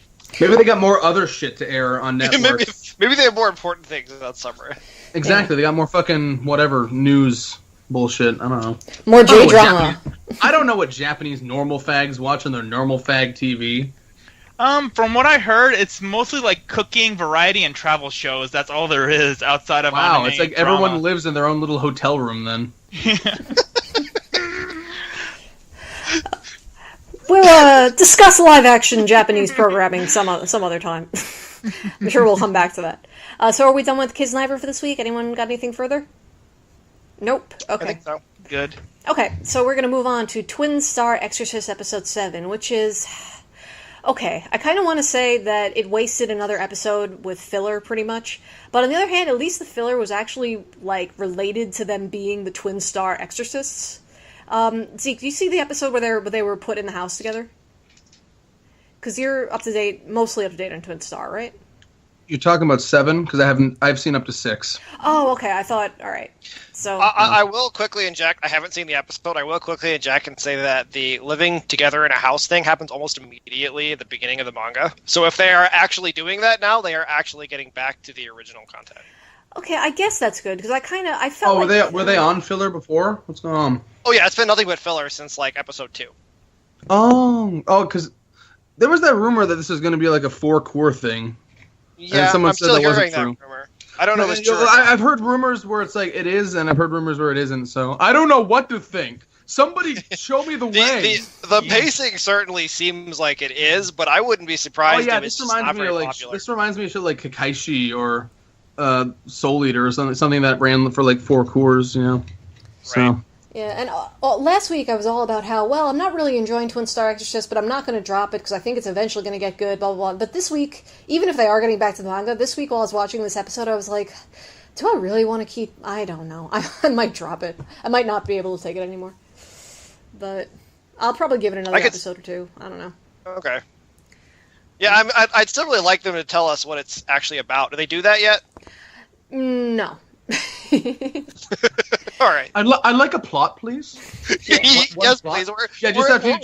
You just went on about Kiznaiver, like, I don't care about the plot, and then this show comes up, you're like, I would take one plot on a silver platter, please. Side of fries.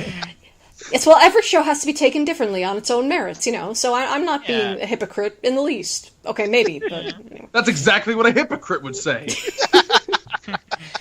I've been found out. Oh, no. Zeke, are you actually... I mean, I know you're an episode or two behind now, but are you actually going to be keeping up with Twin Star, or are you done with it? Yeah, I'll keep up with it, yeah, sure. Okay. Why not? But I think I'm the only one who's seen 7, because LB's also an episode or 2 behind, so I'm not going to... okay, well, since I've already spoiled you this much, I may as well spoil you a tiny bit more. It's the whole... Full fucking throttle, do it. It's the whole, well, you guys are supposed to eventually get together and have a magic kid, so why don't you live together in the same house and hopefully have sex and have the magic kid now? So, yeah. Go ahead and have some sex. We'll just be watching behind this one-way mirror. Pretty much, yeah. Yeah. I keep feeling this show is just like the one guy, you know, the one guy with the, you know, the head exorcist or whatever. It's just him just trying to watch some kids get it on. And this is just some grand conspiracy for his fetish, you know?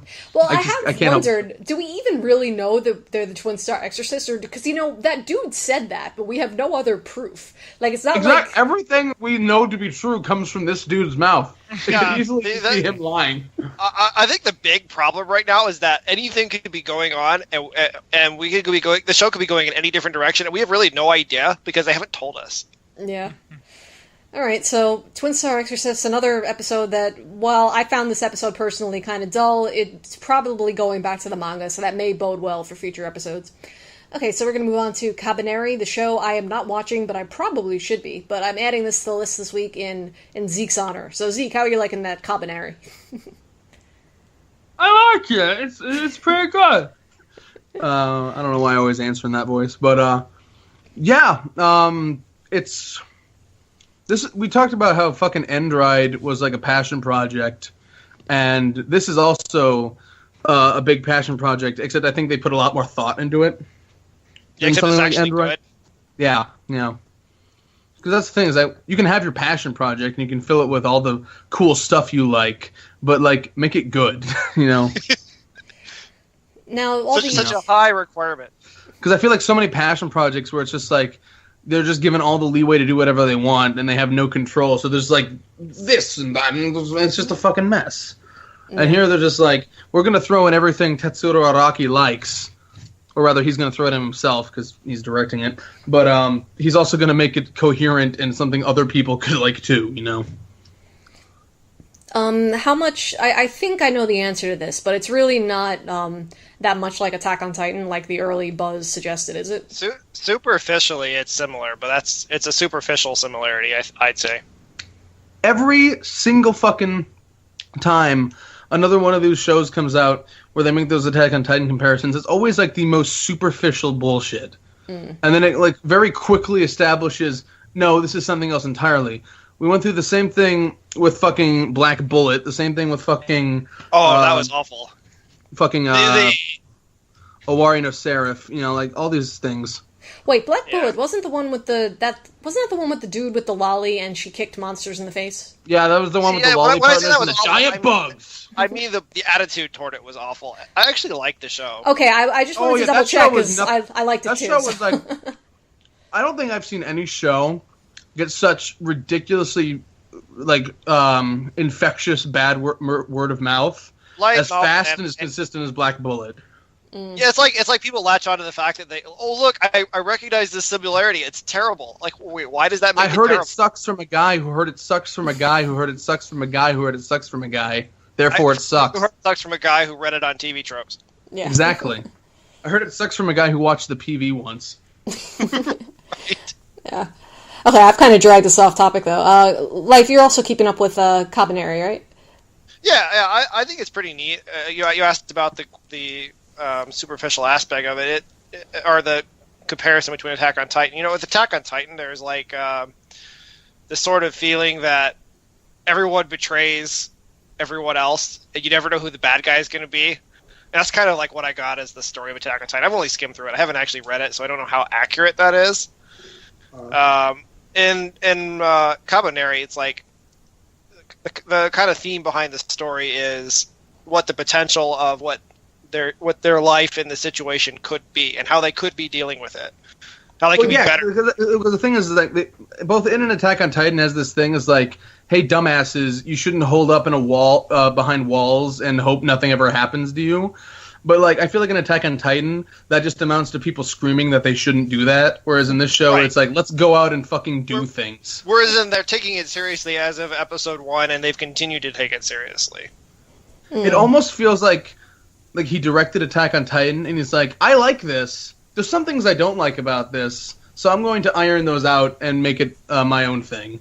Yeah, I'm going to change the theme to what it made me think of when I was watching Attack on Titan. I'm going to make it mine, and that's kind of how I feel about it too. Mm-hmm. I really should probably be watching this show. I was just afraid it was going to be like a gore fest, and I was like, I'm not up for that right now. But it's really not. Yeah. I mean, it is and it isn't. I mean, like, if you're, it depends on like what your level of expectation is, I suppose. But I suppose if you're expecting it to be a gore fest, it'll probably be less of one than you think. Even the gory bits, I would say, are more, wow, that's really impressive, flashy animation than... Yeah, you're going to be more impressed by the animation than you are going to be grotesqued by the gore, so... Yeah, I mean, like, a lot of it is almost movie quality. I say almost because it's not quite movie quality, but almost movie quality animation. I don't know. Like, I don't know how to describe it. Like, almost ufotable? I don't know. Is this 12 episodes? Who knows? We think so, but we don't know. It would not. Given how it's paced, it would not surprise me if it's 2 core. Yeah, I almost expect it'll be split if it is 2 core, because I can't imagine them keeping up this level of animation for straight 24 episodes. It's funny because they also this same studio also did Ocarina of Seraph, so they really get these comparisons a lot. I think Sal may have just dropped off and come back. Sal, are you there? Oh, sorry about that. Like, Skype just decided to disconnect on me for no reason, and I was having trouble getting back on. Stupid Skype. Okay. Maybe we should consider that Google Hangouts option. Yes, submit to your Google overlords before it's too late. Yeah. I am one of the chosen! One of the chosen by Google? Yep. So what did I miss? That's the weirdest thing, because I was like, I've been in like all their fucking alphas for like Google Buzz and dumb shit like that. Like, it's weird. They really like me. Is G Plus still even around? Yep. Well, it is. It is. You need it for Hangouts. It's just it's not integrated into YouTube anymore. That's the only thing they changed.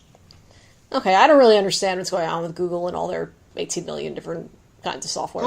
Google Plus. You don't need to understand God's way. You just need to accept it. That is true. It was arrogant of me to even presume to understand. And once Google Fiber takes over the country, it'll be an even better world. Yeah, when we get Google Fiber, eventually. Our great-grandchildren might appreciate it. I'm going to regret asking this. What is Google Fiber? Google Fiber is fucking super duper high speed internet. Imagine the internet they have in cities in Korea and Japan, except here. Oh. Yeah, imagine an internet that works, and that's it. That does sound pretty impressive. And that's cheaper than everything that's out there here in America. Yeah, and then Edison's going to come along and start charging for it. There's a couple of other companies that are putting out fiber. I think they're actually going to be faster about it than Google has been, so we'll see. Okay, so are we done talking about Kabaneri and how I should totally be watching it and I'm an idiot for not picking it up early in the season? Probably. Yes. Well, at the very least, we're done talking about Google Fiber, but, Yeah. Ghoul Fiber and Kabaneri. Okay, move on to another show I'm not watching, but I don't feel as bad about it. My Hero Academia. What episode do we get to with My Hero Academia? 8. So how's that been going? The dude got superpowers, I hear? 8. Yes. I'd give it an 8, yeah. 8 out of 10 would Hero Academia again? I don't think that's a verb. I'm an English major. I can make verbs. We've been over this. I control the language now. No, I like it. It's solid, as nobody says. But I go ahead, Life. It's one of those shows that's really hard to talk about because it's not really doing anything particularly original. It's just that what it does really well. Yeah, it's like it's kind of just what you expect it to be, and it's good. You know, like that's kind of refreshing in a way, but it also doesn't leave a whole lot to talk about. Yeah, it's like there's a couple of like it builds up to these moments where you want to get up and cheer, and that's why you keep watching. Oh, you're still keeping up with it, Life? I'm a couple episodes behind now, but yeah, I'm keeping up with it. Because I could have sworn you dropped it along Karen. I didn't drop it. It's just kind of like there's really not that much to say. Everything I want to say about it almost sounds like a backhanded compliment. Well, it's like I'm liking it, but it's not interesting. Yeah, you can't really talk about it without either just giving a bland description or sounding like you're not liking it. Yeah, I mean, you can go into details and say, like, okay, well, that part where he flipped that dude was really cool. Yeah. I guess. Yeah, like, it's just solid. If you don't think you'll like it, you probably won't. Because it's pretty much exactly what it sounds like, at least right now. And it's just good at what it does. Okay. So if I'm going to catch up on one series that I stupidly didn't watch at the beginning of the season, it should be Kabaneri and not Academia, right? I'd say so. Let me think about that. For a second. That's a tough question. Take your time. I'm going to say yes. Go ahead. Okay. All right, so we're going to move on to And You Thought There Was Never a Girl Online, episode 7, the swimsuit episode. I am trying to remember what I even wanted to say about this episode. Wilson caught up on this one, because he doesn't like watching things one episode at a time. He likes binge watching, so even the stuff he started watching with me early in the season, he's kind of stopped watching, but he was just in the mood for this one. So now we're both watching it, and why did I even think it was worth mentioning that he was watching it? God damn it. I thought I had a funny freaking anecdote about that. He's watching it. He offers no valid input on this. I just wanted to make it clear I'm not alone. Oh, okay, wait. No, there's one thing. Life, he shares your feeling that when they discuss MMO stuff, it's pretty spot on to his experience of actually playing. That's one of my favorite parts about it, is that that's accurate. Yeah, I don't really have much to say about like, it's always like in these kinds of shows, it's like it's always accurate though. Like I can't think of anything that really gets it dramatically wrong. No, that's not that it's dramatically wrong. It's just like it's more like an idealized version of what people would do and how they would act. And Netoge and There's Never a Girl Online. I can't even remember the full real title. Just call it Netoge. Netoge, yeah. I get the feeling it's like the dark side, or whatever you want to call it. They go ahead and include that too. It's not all sunshine and roses in net game land. There's fucking struggles. Speaking of struggles, the problem this episode is they wanted Rushian, to confess to Akko, and he does. The funny thing is that's not even really his name. I know, but I can't freaking... Okay, he's Hideki, actually, but I think Hideki, and I think of the guy from Chobits, so I keep forgetting his name is Hideki. No, when I think of Hideki, I think of the monkey guy from Labueki. So we have rather different associations. But, I think that name actually means monkey, which is weird. I used to know what it meant back when I knew some Japanese from freaking college, and now I don't remember. But anyway, not important. That's funny. I don't think the monkey guy's name was Hideki. I think it was Hideyoshi. I'm confused now. Okay, well you continue being confused about something completely unrelated. Because okay. I can't help you with that. That's my everyday life. So they were trying to get... they got Hideki to confess to Akko, thinking she'll be like, oh, my real life is good, so I don't have to just live in this net game anymore. But based on the way the confession goes, she says thank you, Rushian, except or I love you, Rushin, instead of thank you, Hideki, so it seems like she's still taking it in the game world and not the real world, or at least I think that was the point in that scene. And then at the very end, it seems like Rushin gets hacked, so I'm a little bit concerned about where this is going. LB, holy shit, are there gold farmers? Now I really know they're on the ball about this. We don't know why. I saw that little bit with the where he had to type his password twice, and like, okay, keylogger. I recognize that. Yeah, that's good. LB, I love it if the villain of the show is just like an anonymous legion of Chinese gold farmers. That'd be amazing. That would actually be pretty funny. LB, are you caught up with this one? I'm sorry, I can't remember. Yeah, I am. Okay, what'd you think of this episode? I do agree with you that at the end of the episode he got hacked. That's just a given. I don't think there's any real question about that, so I'm curious where they're going to go with that in the next episode. The main thing that I took away from this, though, is that is it just me, or is this like the third episode in a row where Rushin has had to do some form of confession to Akko? In some way or another, they've basically done this about 3 times in a row. It's been a little different, but yeah. Pretty much. Yeah, I mean, it's been shaken up every time. But yeah, it's basically, this is like the third episode in a row where somebody has confessed to another person in some fashion or form. And so that was kind of interesting to me. I was like, okay, they are kind of beating this to death. Yeah, it's funny that seems so obvious now that you say it, but I wasn't even thinking about that while I was watching the episode. So I guess I noticed it, but it didn't really bother me. Now you've ruined it for her. Ruined it! Yeah, that happens pretty often. I won't notice something because I'm not perceptive enough, and then someone will say it. I'm like, oh man, I like the show better before you told me that. Anyway, I'm just hoping they don't do the thing where, Rushin says mean things to her because it's not really Rushin, it's, whoever hacked his account. But then she believes it's really Rushin that said it to her, and then he's like, but it wasn't really me that said it. Then she's like, no, but you in the game and you in real life are the same. And I'm really hoping they don't go there. I think that, every time we doubt this show, we wind up being wrong. I think they're actually going to do the opposite of that. I think she's going to pick it up almost immediately. That would be so good. I think that he will be the one panicked. I really hope you're right about that, Lifesong. Otherwise, it's going to be painful. So, yeah, I hope I'm right about it too. But she's been strangely perceptive this whole show, and I think that even I can't remember her name, the student council president woman chick. That's the name. Yeah, I think her whole point is really she's trying to get Rushin to understand. More so than Akko, what their relationship is. Because Akko doesn't have any doubts about it. I mean, she's cool with what it is. Yeah, it'll be funny if at the very end of the show, she says to Rushi, like, actually, this whole time I've been trying just to get this through your thick skull. Akko doesn't need any help. She just there's a zipper in the back of her head. She takes it off. Actually, I was an old man all along. She got tricked again. Oh, you know what joke I did like in this episode was with the teacher, and the teacher being so frustrated at the fact that, like, okay, they went to the beach, they were there for 5 minutes, okay, we can go home now.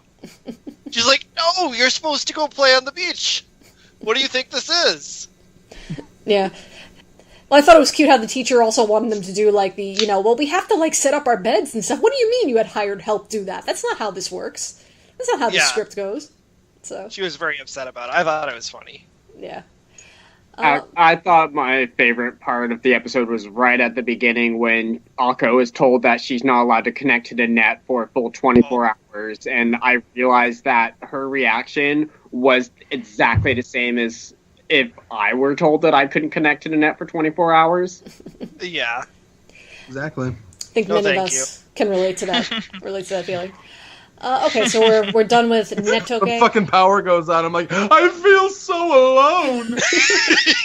Yeah. So true. Okay, so that brings us to Big Order Episode 6, which was, well, it was a little bit less insane than last week, but... that isn't meaningful. No, not really.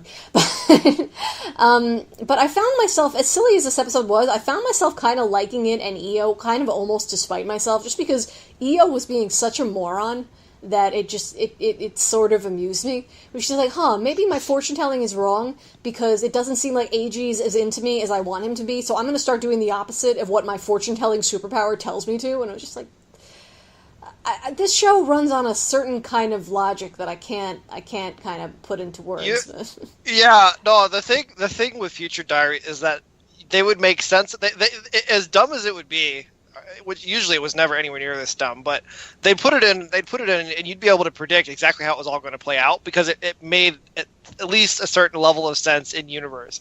And with this, it's like I'm guessing at whether or not I know what they're even doing. People bash Future Diary for not making sense, but they're thinking about it too literally. When you think about it in universe, and you think about how fucking confusing it would be if it did make perfect sense. It's one of those things where it's like its lack of sense helps it make more sense. Because if it made perfect sense, it would make no sense. You know? Is that one of those things where like sometimes a lie gets the truth across better than the actual truth? Sure. Maybe. Yeah, one of mixed metaphors. But the thing with the show is, I kind of wonder. I mean, as dumb as it is, I don't think they're being dumb intentionally. I think it's just they're trying to go way too fast and do a lot of things, and it's not working. They're going too fast. Yeah, but sometimes by this episode, I'm wondering if they're actually going for that self-parody feel at this point because that's what I thought. I thought it felt like a parody of what they did before. You know I do think that they're aware of how dumb it is, but I don't think it's intentional either. I think it's just kind of an acknowledgement of, we're doing what we can, and this is dumb, and we have to finish this. But what who knows, though? Maybe it is intentional. Maybe it's just one giant tax write-off. Maybe. But what made me wonder it specifically is they introduced the guy whose order is water, and it's like, okay, there's nothing ridiculous about that. But then he's wearing like a wetsuit with a little like scuba mouthpiece, and then he starts shooting at them with a spear gun. It looks ridiculous, and it's like, wait, they introduced the water guy for him to it's not even like he has a full scuba equipment. He just has like the little mouthpiece, so it just looks ridiculous. It's like, how could they have made this and not realize it looks ridiculous? It has to be intentional, right? That had to be intentional. Okay. I mean, I think even in Future Diary, there's an aspect of the storytelling that is and the art that is definitely ridiculous. It's just that exactly. It's like this guy's cell phone controls dogs. That's weird. Yeah. Here we are, where the show is being rushed so fast. There's no chance to move on, really, or to even process how ridiculous that is, and then it just kind of feeds into what's going on, as opposed to being one other element of the show, if that makes sense. Yeah, and then for some reason, a lot of this episode is devoted to playing supernatural hacky sack. Yes, and they actually did some building with it. I mean, we now know that he can combine his powers with other people. Yeah, the strangest thing is the hacky sack game is probably the most sensible thing that's happened in the show the whole time. Yeah, I mean, like in the early part of the show, they mentioned, he mentioned questioning whether or not everyone can't actually have their wish granted. And, I guessed pretty early on that maybe everything happening is actually a result of his wish. Well, I will say one thing for Big Order. It isn't boring, so I really should not be yawning. No, it's not boring. Bad, maybe, but not boring. Yeah. Well, we're up to 6. So we've only got 4 episodes of this left to go. Yeah. What do you think of the twist with Daisy? Remind me what it was. She's like a robot or something. Oh, right. That didn't even register to me as a twist. I was more just like, oh, okay, so that's another. Yeah, it was just dumb. I guess you didn't tell me she wasn't a robot, so I mean. Yeah, it's kind of just like they didn't really establish anything. It's like you get this mysterious girl floating upside down and glowing, and you're like, oh, she's a robot, and like, oh, okay, so that's what's up with that. It's not like, oh, she's a robot. Oh my, that. What? I never saw that coming. This is more like, that explains everything. That's the reaction the characters have in the show, though. I mean, oh my god, she's that? Can you fucking believe it? Nothing crazy like that ever happens here. Okay, so Big Order continues to make no sense, but at least the creators seem to be sort of aware of it, so maybe that's an improvement. I don't know, but we're committed now. I hope they launder all their filthy drug money. The music that they have, that they picked, I will give them this. The music that they picked is perfect. I haven't even noticed the music. I probably should be paying more attention. I'm just kind of sitting there dumbfounded whenever I watch Big Order, and my perception kind of goes down a few levels. Yeah, it's like, oh my god, where's my brain? Put it back in my head, please. You wake up 6 hours later, and you're like, I swear this is 22 minutes. What's going on? Okay, so, moving on to The Lost Village, Episode 8, also known as Misaki is Full of It. I don't even know what to make of The Lost Village anymore. Like, when I was writing out the info for the last podcast episode, I said that The Lost Village wasn't a train wreck. It's more like a slow collision by two vehicles that happen to be trains. So it's kind of like... I don't really feel comfortable calling it a train wreck, but there's definitely something wreck-like going on. I don't even know, like, what to say about it anymore. Because I was kind of thinking, like, okay, I think Misaki was telling the truth up to a point. I think the story she told about her cousin was actually probably true, but the stuff after that I think was a lie, as the other, so... Well, which part do you think was a lie? The part where she said, oh, well, after, I lost my cousin, I just lived in a nearby village and worked a part-time job. And then they're like, well, how are you working a part-time job using your real name when you've been reported missing? And she was just like, I'm not going to answer that question. Yeah, no, I think I've got it figured out. It's kind of lame, but I think I got it figured out. And that is, I think that there's actually a whole bunch of different universes. And yep, that's what I was thinking too, Life. Especially when she made that question, could there be another village? Yeah, I think there's actually like quantum physics level stuff going on here, where there could be infinite possibilities of different universes, and they're colliding in this one, and she's from a totally different one. Because otherwise, if she was lying, she might have some sort of regret or fear that would haunt her, and she's like the only character that doesn't have a fear or anything that takes... Yeah, that could also be a dozen different things at this point, so I don't know what that is. Sal, what were your thoughts on this episode? Yeah, I was kind of surprised with Masaki's whole thing, how I guess they're implying that maybe she's like the only character who could travel between maybe this village, their world, and whatever other village or possible worlds that exist in this show. But I'm curious to see what... Right now, I'm just like, yeah, he said there might be something that'll... These two trains might crash, who knows, but maybe instead maybe they'll both find like a turn and build up to something that'll be worth paying off. The show kept to... Yeah, sorry about that. I will point out, it was episode 1 or 2, the main character has this moment where he pictures himself in a whole different universe living a different life. And that scene has not made sense at all until this episode. I completely forgot that even happened.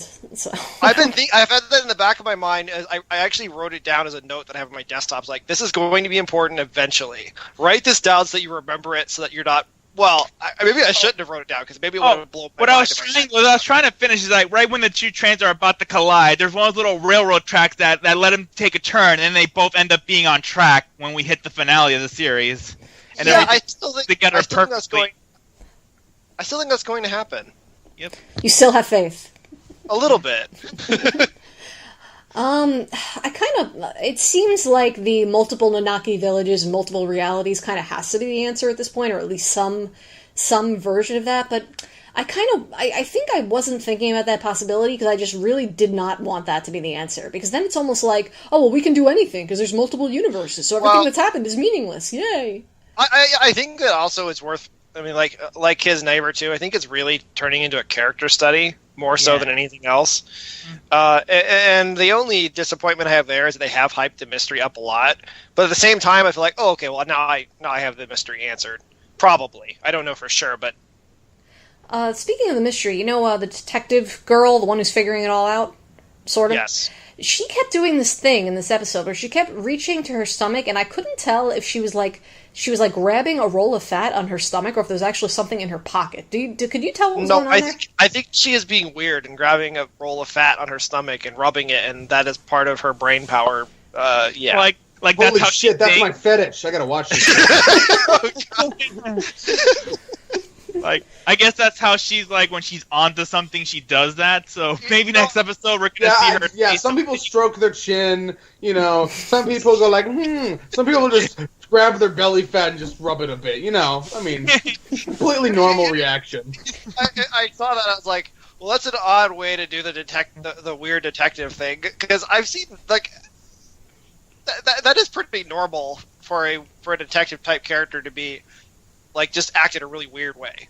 I don't know. Like I think of L from Death Note, where he always crunches over and pulls his. Yeah, I know, but there's sitting weird and eating sweets, and then there's taking a bit of your belly fat and rubbing. I mean, like it's just a different level. It's more like they're squeezing it than rubbing it. It is a different level. I agree. Oh, but if she's squeezing it and not rubbing it, that's not your fetish anymore, is it, Zeke? Oh man, I gotta fucking. I gotta go on a diet, or oh look, the baby's kicking. Let's kill it. You know, like. That went somewhere weird. Okay. I mean, I haven't seen the show. I just have to assume that voluntary abortion is involved at some point. That's always you know my what? assumption. We cannot rule it out at this point. We cannot rule it out. You know what? I've heard crazy things about this show. You know, keep it in your mind. It could happen. Zeke predicts the ending to a show he's never seen. You could be right. We shall see. Okay, so I think we're done trying to puzzle out Lost Village for this week. Speaking of which, has that ever happened to you before, Zeke? What, spontaneous abortion? Of a show I've never seen? Yes. I wouldn't know. I didn't see them. I meant from what people told you, that you, like a show they were watching, but you predicted the ending and you were right. I would really have to think on that. If I ever think of an example of that, I will let you know. I predicted something in Doctor Who like 3 years before they revealed it, but that's not very special because it's not like it was it was really well written. Or I predict in 3 to 6 years there'll be a new Doctor.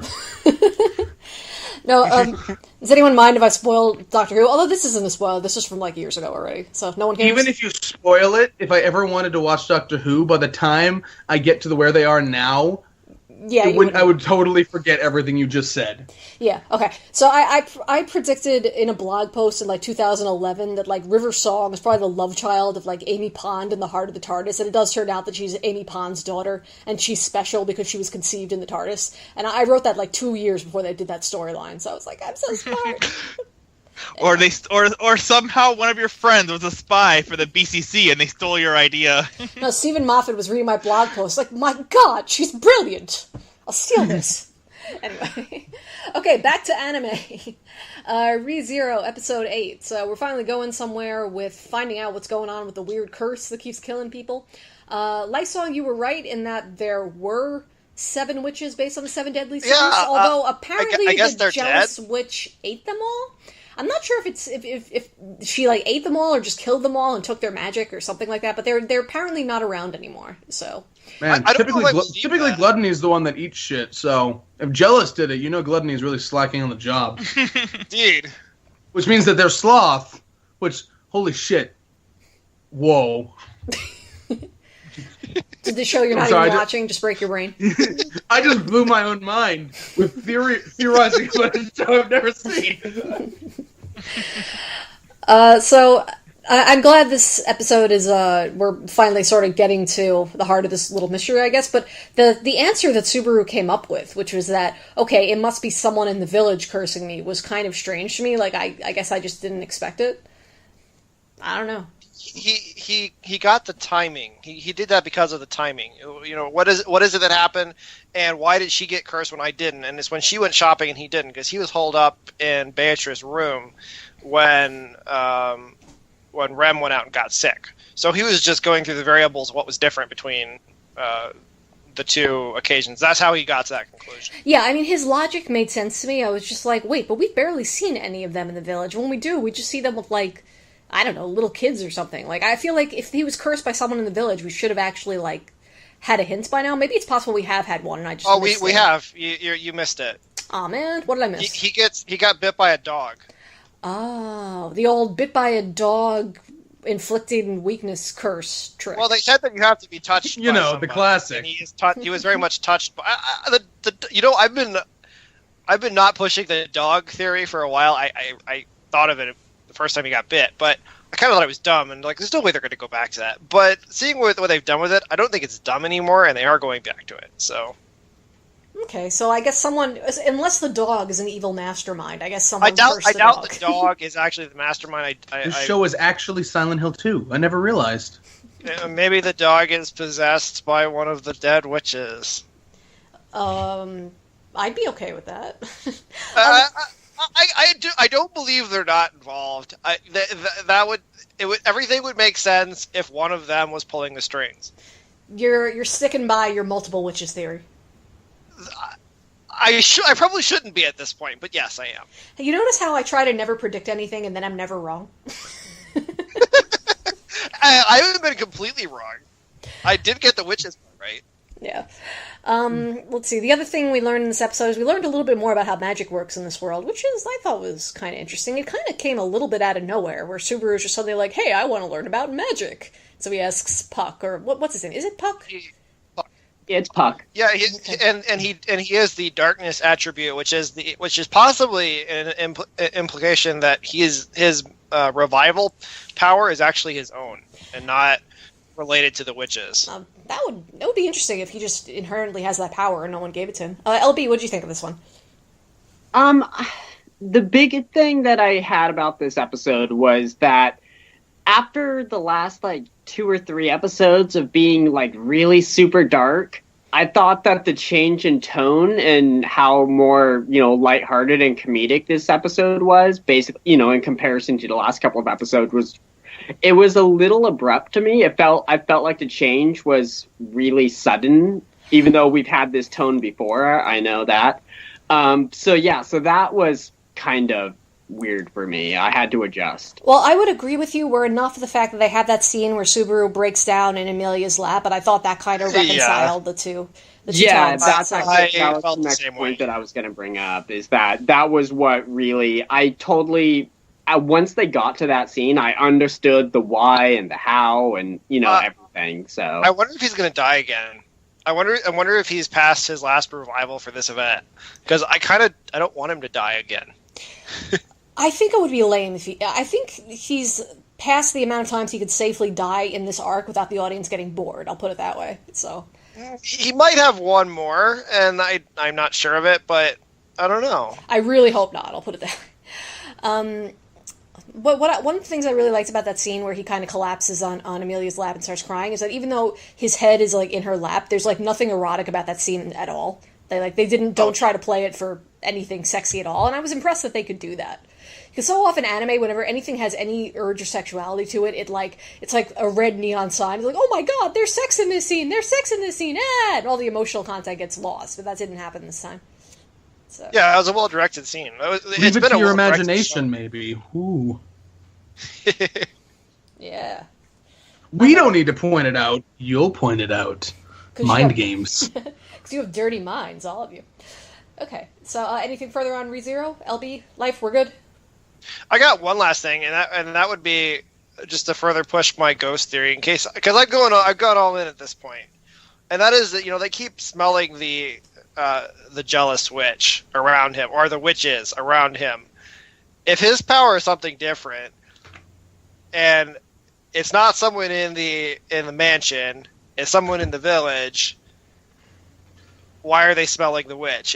The only thing that would come in and would make sense of all this for me, there's a ghost following him around. Of course they don't see it. Well, or maybe it's, if you go by the theory that the jealous witch is the one who gave him the power to revive, maybe every time he revives, the stench of it gets stronger. Yeah, there's that too, but I'm not buying that. I'm not sure I buy it either. I'm not really committed to any theory with the show right now. So there's a drawback to his revival ability. Yeah, eventually he's just going to stink to high heaven. There might be, but I think that they're noticing later as it goes on in each arc after the revival, like the stench is getting worse as it progresses, as opposed to. And then when he dies, it resets. It goes back to how it was before. That's what it seems to me. So we shall see. Okay, moving on to Flying Witch episode 7. I felt like we actually got a complete episode of Flying Witch this week instead of a half episode. So that was nice. But I'm kind of beginning to get the impression that Makoto is kind of insensitive, and I'm beginning to get kind of mad at her. Because The cute little ghost girl the ghost waitress did not want to be seen, and Makoto was just like, oh, I'll just cast a spell so that this really shy ghost will totally be seen by us, and I'm sure she'll be fine with that, even though I'm not asking her opinion. So I was kind of annoyed with Makoto in this episode, even though I liked the episode overall. Life? This is one I missed. Oh, shoot, I'm sorry. Okay, I should have taken this one off the list. Oh, that's okay. I'll be caught up soon. But... Okay, so when you watch, just think about how insensitive Makoto is and how she needs someone to slap her in the face, because that is just not cool. that makes sense. When you watch, let me just influence your opinion for you, okay?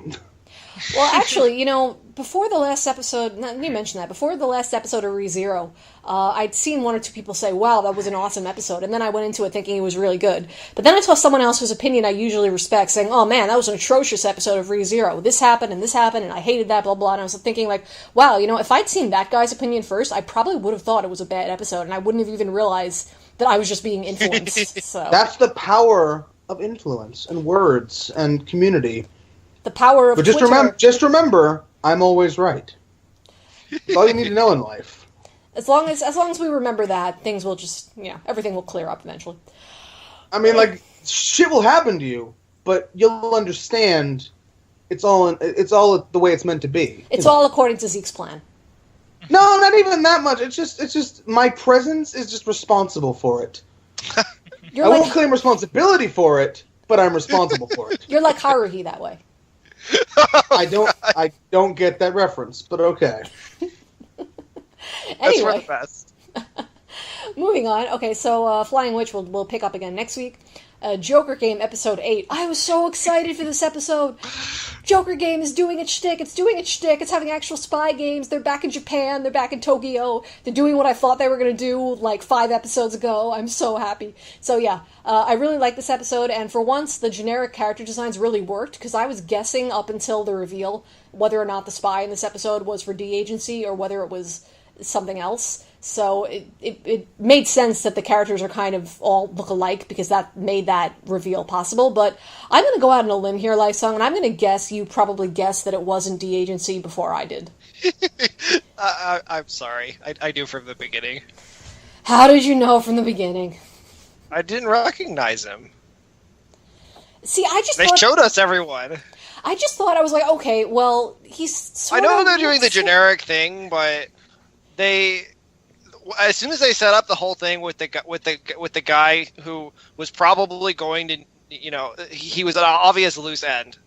I was like, okay, well, the only way they're going to be able to deal with this is to get rid of this guy at the end of this. And D Agency doesn't kill people, so they're not going there. So this is the other agency that they hinted about. I just kind of connected those. Yeah, I completely forgot that there was another agency even in the picture. So it's they hinted. It was never stated, I think. It was, basically I was exactly as dumb as this episode needed me to be for it to seem awesome, so. You know what, I didn't find this episode awesome, but I do think that it really set up the next episode to be awesome, so I'm very curious to see what they're going to do next. Yeah, and my feeling is, I feel like Yuki could probably crush this other crappy agency with one hand tied behind his back. The question is, does he want to? The question is, what is Yuki going to do? That's the whole question. That's the whole excitement going into next episode. Yeah, but I mean, it's kind of like on the one hand, I was thinking, well, what is he going to do to beat the other spy agency? But I was thinking, wait, it would actually be more interesting in a way if maybe they didn't beat the other spy agency, because I actually had that thought too. Like they could actually do something really cool with the show and lose, which actually makes it more interesting, because I don't know that they're going to win. Yeah, because if they win, they basically become the right-hand spy dog for the Japanese imperial government, and they don't want to do any of those things. So, yeah.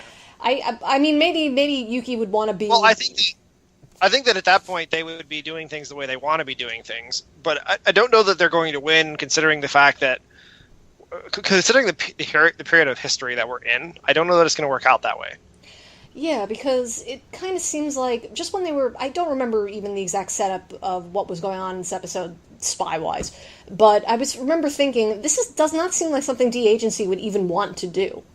So it would be interesting if they, intentionally failed, but did it in such a way that Wind Agency knew they were owned anyway. I don't know. So... Yeah, that would be.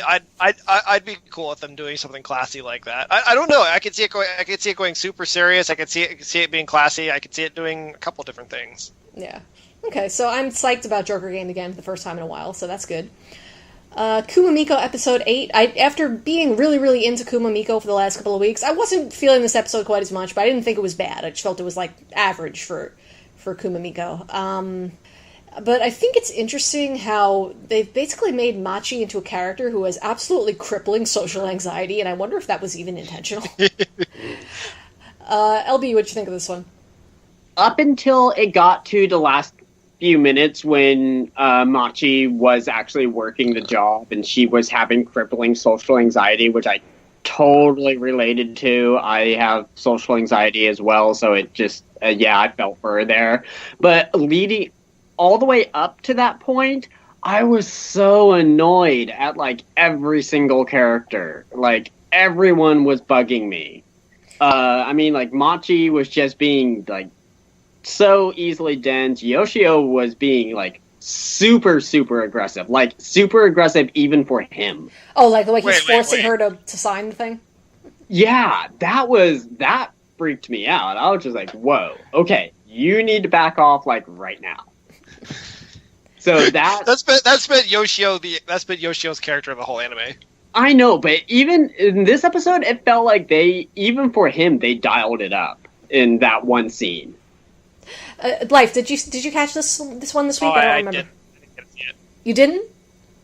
What? Huh? Hello? Nope, sorry. Oh, okay. Just checking. I thought you maybe dropped out for a second. It did. I was even actually a little bit annoyed with Natsu, now that you mention it, because Yosha did that thing where he's like, well, when you go and sell the food at the supermarket, you can wear this outfit, and he shows the one with the bear ears, and whenever they show the outfit with the bear ears, like, Natsu gets all excited, and I do not like that at all. Because I think they're implying that, like, Natsu has a crush on Machi when she's dressed as a bear, and I was like, no, he does not like Machi that way. Get your mind out of the gutter, people. So, well, I don't know, maybe I'm completely misreading that, but I think, like, whenever they show... I think it's actually more innocent than that. At least that was my take in the earlier episodes. It's just that there's enough of Yoshio being weird at the same time that it kind of comes off that way. It casts a pall on poor Natsu, who hasn't done anything wrong. I don't know what to make of... Like, last time I was talking about how it was it's about Japan's traditional culture kind of bumping into modern culture and how that's kind of interesting and kind of sad, and I don't think this episode really had any of that. This episode was just like, Machi doesn't deal well with people, take 47. So, I don't know. Anything further, LB? The only other thing that I can think of for this episode is that this is one of those occasions where I really, really wanted the episode to end with Machi, like, beating the crap out of Yoshio, and she didn't do it, and that really disappointed me. Well, I wanted to say that's never going to happen, but she has punched him really hard in the solar plexus. Yeah, before. That's what I meant. Oh, yeah. I wanted her to punch him, to beat him with her bag, whatever. Just give him, something that he deserved. She did try to execute him unfairly once too. Okay, I think like an ideal and like season finale for this show for us would be like just Yoshio just getting the crap kicked out of him by the entire village. Like, and especially Hibiki, because she's mean, so she'd do a lot of damage. Okay, so I think we're ready to move on to Bakuon, episode 8. I just love the humor in this show. Like, the part at the very beginning where Hane repeats what you do with the yellow light, and then Ansa's like, see, she may not understand it, but at least she remembers it. That's how education works in this country. That's how education works in Japan. She doesn't know what it means, but she has it memorized. Yeah. I was like, oh, sick burn, Bakuon. After the fun that was the race last episode, I'm actually having trouble remembering what happened in this episode. I was a bad girl. I took very meticulous notes last week, and this week I didn't at all, and clearly I have to go back to doing that because I don't even remember. They did the weird thing this episode with the how in a manga where they do the seasonal events that are going on in real life at the time. Well, they did the Christmas one. Oh, right. Yeah, that did feel weird. It felt weird because we're in the middle of summer or spring or whatever it is. Whatever the hell we are. Not Christmas time, obviously. Yeah. LB, what'd you think of this episode? I have to admit, I had the problem where I did take very good detailed notes about this, and then about 10 minutes before we started recording, Dropbox ate my notes and erased them. Yeah, that's bad. I think I've been mostly taking notes on paper. I think I'm going to stick with that. Dropbox can't eat my spiral notebook. That I know of. But the only other thing, so the only bit from my notes that I really remember is that I actually think it's kind of fun that before I started the series, I knew absolutely nothing about motorcycles. But now I feel like I've learned so much just by watching this series. I feel like this is going to sound terrible. I feel like I've learned that motorcycles are an incredible waste of money. It just seems like this giant pit you pour money into, and in return, sometimes it feels nice to ride them into the sunrise or sunset or something. I don't know. Yeah, it's completely romantic, and that romantic value is the only value it has. That's pretty much kind of the message of the show, really. Yeah, although it does. I do feel like, maybe this sounds sad, but like that part where they go to see the first sunrise of the new year on their motorcycles, I was thinking, I wish I had friends in high school I was really close with who I did stuff like this with, like not riding motorcycles necessarily, but just going and doing something. It just makes me regret high school sucking as much as it did. So maybe I'll just like pretend Bakuon was my real high school experience. I'll just replace myself with Hane in my mind, and my life will be better as a result. Life, anything further on Bakuon? Yeah, I really love the fact that this show will take something like the Christmas angle and take it and be like, well, okay, Santa Claus is real. He visits rich kids, and Jesus is, as a member of the anime cast, shows up on a regular basis. Oh yeah, I love just like subtle Jesus cameo. Like not a big deal. Doesn't really have much to do. Jesus just shows up. It's like hey, and then speeds off. He shows up riding his Suzuki because it's the weakest motorcycle, and he's Jesus, so he loves weak things. and he just, I don't even remember what he did this episode, but it was great. He didn't really do anything. He just kind of appeared. He talks to Hane for a moment. Yeah, but they don't really. Oh, right. He shows Hane. He directs Hane to Rin so that Rin can have her Santa Claus experience. Okay. He drives off and she sees Rin, and that's basically kind of it. Right. So Jesus helped Hane be Santa Claus for Rin. Stop yawning, self. Yeah. Okay, that's basically all that happened. Bakuon had more Jesus, and that's quality. So. All right, we're gonna move. One other point that I'm suddenly remembering is, did anybody else think that it was like freaky weird that the rich girl was able to drive down the stairs, go like ass over head, land on her head, and just kind of get up and have enough energy to beat the crap out of her motorcycle? I thought that was hilarious. I thought that was funny, but this is the kind of show where I don't worry about anyone being in any kind of physical harm. I just assume they're all invincible, except for that one time Raimu died, but that was before the start of the show. Yeah, and we're not sure if she was even human in the first place. Yeah, there's definitely some doubt on that. But actually, I was wondering that scene where she beats up her motorcycle. I was wondering if that was an homage to Office Space, but I think maybe I'm reading too much into it. You know what? I actually had that thought too, but I was like, nah, it can't be. Because I think if they were actually going to do the homage to Office Space, they would have, played some music that was similar or something. You gotta have some rap music. You can't do it without that. Yeah, alright. Bakuon is awesome, even if they don't homage Office Space. It's all good. Okay, so we're going to move on to Shonen Maid episode 6, which finally explains who those dudes in the ending are. I am the only person in the anime watching community who cares about this, but I've been staying up nights wondering who the hell are those people in the Shonen Maid ending, and now we know. It's a boy band. It's a boy band that has basically nothing to do with anything else on the show, and that's fine, because now I know. And knowing's half the battle. I think I was just so distracted by oh god, I understand the ending now, that I don't even remember if I liked this episode or not. I was just like, yay, the ending is explained for me now. LB, what'd you think? Honestly, I watched this episode last night, and even just less than 24 hours later, I don't remember hardly anything about it. I mean, I don't remember hating it, but I don't remember really much that happened other than the member of the boy band showed up at the mansion to complain about the shorts that are part of his costume. Other than that, I mean, did anything else really happen? They did the birthday party. Yeah, I think there was one other significant thing, and that was Chihiro talking to a woman who I'm assuming is probably his grandmother. I think that old lady at the end was his grandmother. They introduced her last week. The one with the cat running away. Yeah, well, we saw her, but they didn't say who she was. I forgot to mention that last week. They didn't really say who she was this week either, though, did they? Because I know I believe Chihiro was like wondering about it, but I don't remember them saying who she is. If they were to introduce anyone other than family, would it even be sensible with the show? It has to be family.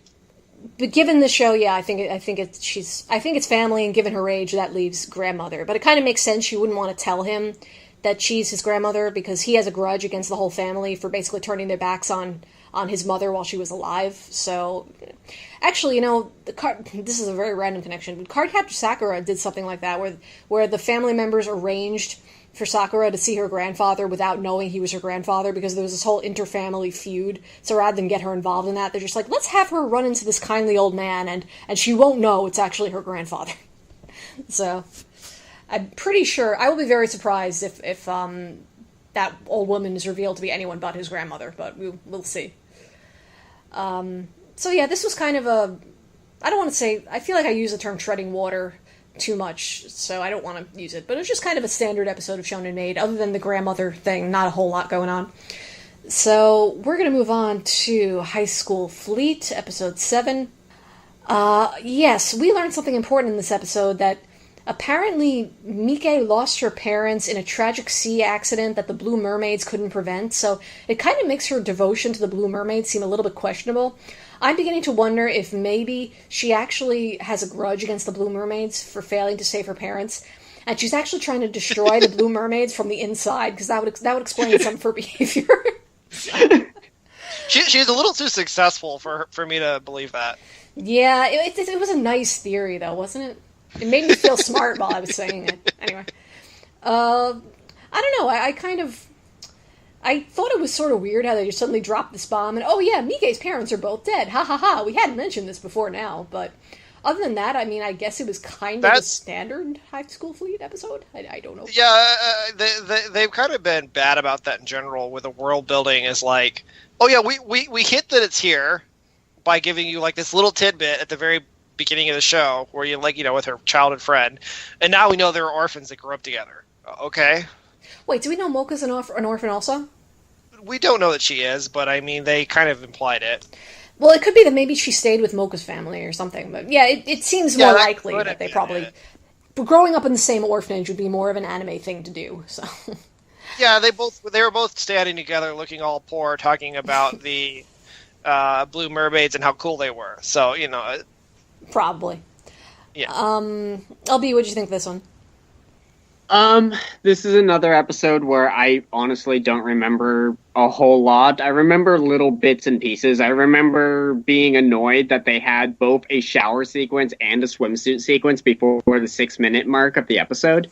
Yeah. They don't even sex up those scenes. I don't know why they're even there. Yeah, they seemed kind of pointless, and it seemed extra pointless to have a shower sequence like right up against a swimsuit sequence and just right there. I guess if there's anything sensible about it, it would be that they are all standing there, and there's a reason for the captain to be, talking to these crew members that she wouldn't normally be talking to. But that's about it. Yeah, I don't know. Maybe they're doing something weird in the show, like they're trying to make fan service for self-hating lolly fans who, like Lolita fan service, but always feel bad about it. So like, okay, well, we're going to put in lolly fan service, but we're going to make it kind of classy. We're not going to do pervy camera angles. So, they're going to feel like they're not really watching fan service. Maybe. It could happen. So, I mean, the only other thing that I can really remember is the whole sequence with the deputy captain having to save the kitten, which, first off, I I love animals. I have 6 cats, but in that case, you know, kitten. She didn't know it was a kitten. Yeah, because she knew it was a kitten. It was a kitten, but the owners didn't go out of their way to tell her that she was about to go risk her life to save a kitten. And so that kind of bothered me. It's like, you know what?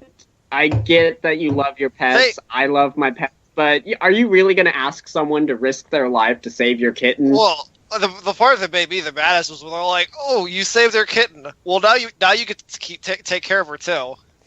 It's like, that was the other thing. It was like, really? So this kitten that you made a girl risk her life to save for you means so little to you. You can just pass her off at the drop of the hat. Great, nice. But if they weren't idiots, there would be no story, basically. I don't know. I wonder if the whole point of this episode was to maybe just get another cat, so there's another cat that'll be running around killing the ocean chinchillas. Well, they do need them for that purpose. Yeah, mind controlling chinchillas are dangerous in this show. They are. Oh, absolutely. Plus, they're like plentiful. Because I mean, I remember that scene on the Musashi when they were showing the guns, and there was like a dozen of those things running around. It's like, wow, how many? Go ahead. Oh, no, I was just saying, you know, just like, wow, I mean, how far spread has this virus gotten that, you know, there are like dozens and dozens of these, you know, ocean virus, you know, carrying rats on board multiple ships and no one... Apparently there's a lot of them. Yeah. How many ocean chinchillas there are, and I keep calling it a chinchilla because I think chinchilla is a funny word. I know it's not actually a chinchilla. But, so can those things actually swim in the ocean? No, they come in little boxes. They're like biologically engineered to mind control, take over ships and crew members on ships and start like a war or something. Something like that. Yes, that's seriously the plot of the show. I actually do not. At this point, I do not doubt that in the least. They've established that. I'm not guessing. They have told us that is what's going on. Well, have they told us specifically that they've been biologically engineered, though? Yes. Okay. The scientist chick theorized that, but so far she hasn't been wrong about anything. Yeah, you're right. Okay. So, that was High School Fleet for this week, dealing with the scourge of ocean mind control once again, but now they have another cat, so it's all good. Anne Happy, episode 7. I felt like this episode of Anne Happy wasn't as strong as maybe the previous few have been, but it was just kind of charming and sweet, and giving us more background into the unluckiest girl alive and what her life has been like. So, oh, her house. Yeah, her house. I was just dying. Like, I half expect that Satan's going to show up, and it turns out that he's her dad or something. I kind of hope they do something like that and go really broad with it, because once they already do the thing where they step in front of Anne's house and it's suddenly like something out of a horror movie, like just go all the way, you know? Why not?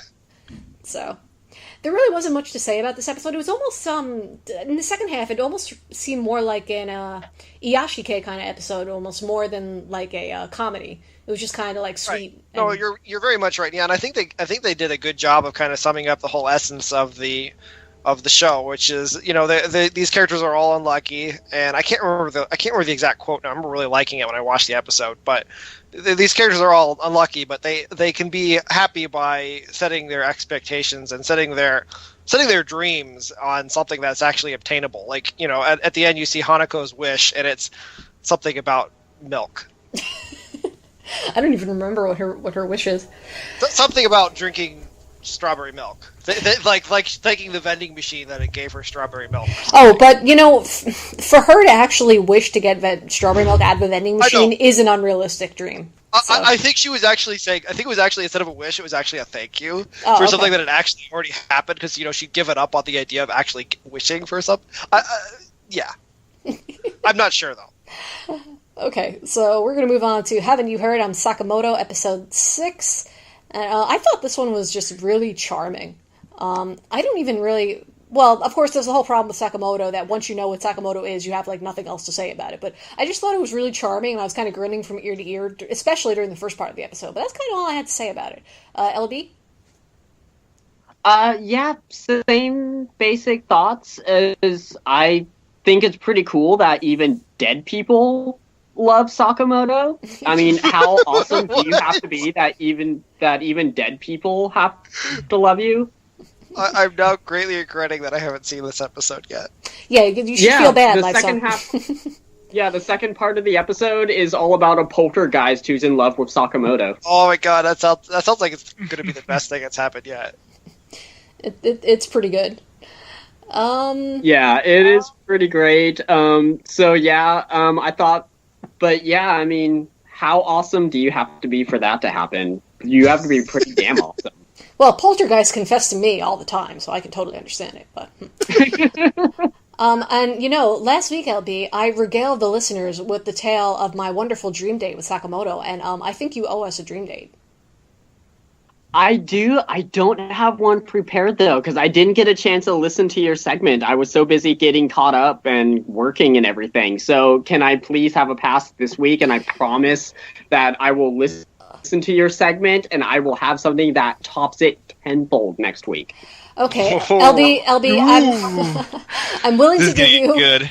I'm willing to give you an extension on this assignment. We're gonna have to reassess before the midterm because I'm a little worried about your performance. But yeah, it's all right. We can wait till next week.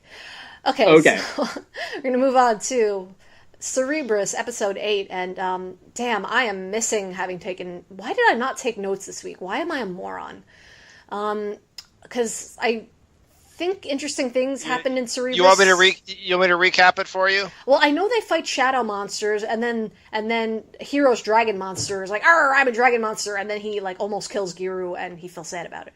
So I do remember. Yeah, that was the episode. Yeah, I think the only thing I found particularly interesting in this episode was, I found Erin kind of interesting because at first I thought, well, she's kind of a traitor, but I don't think anyone would be that surprised by it.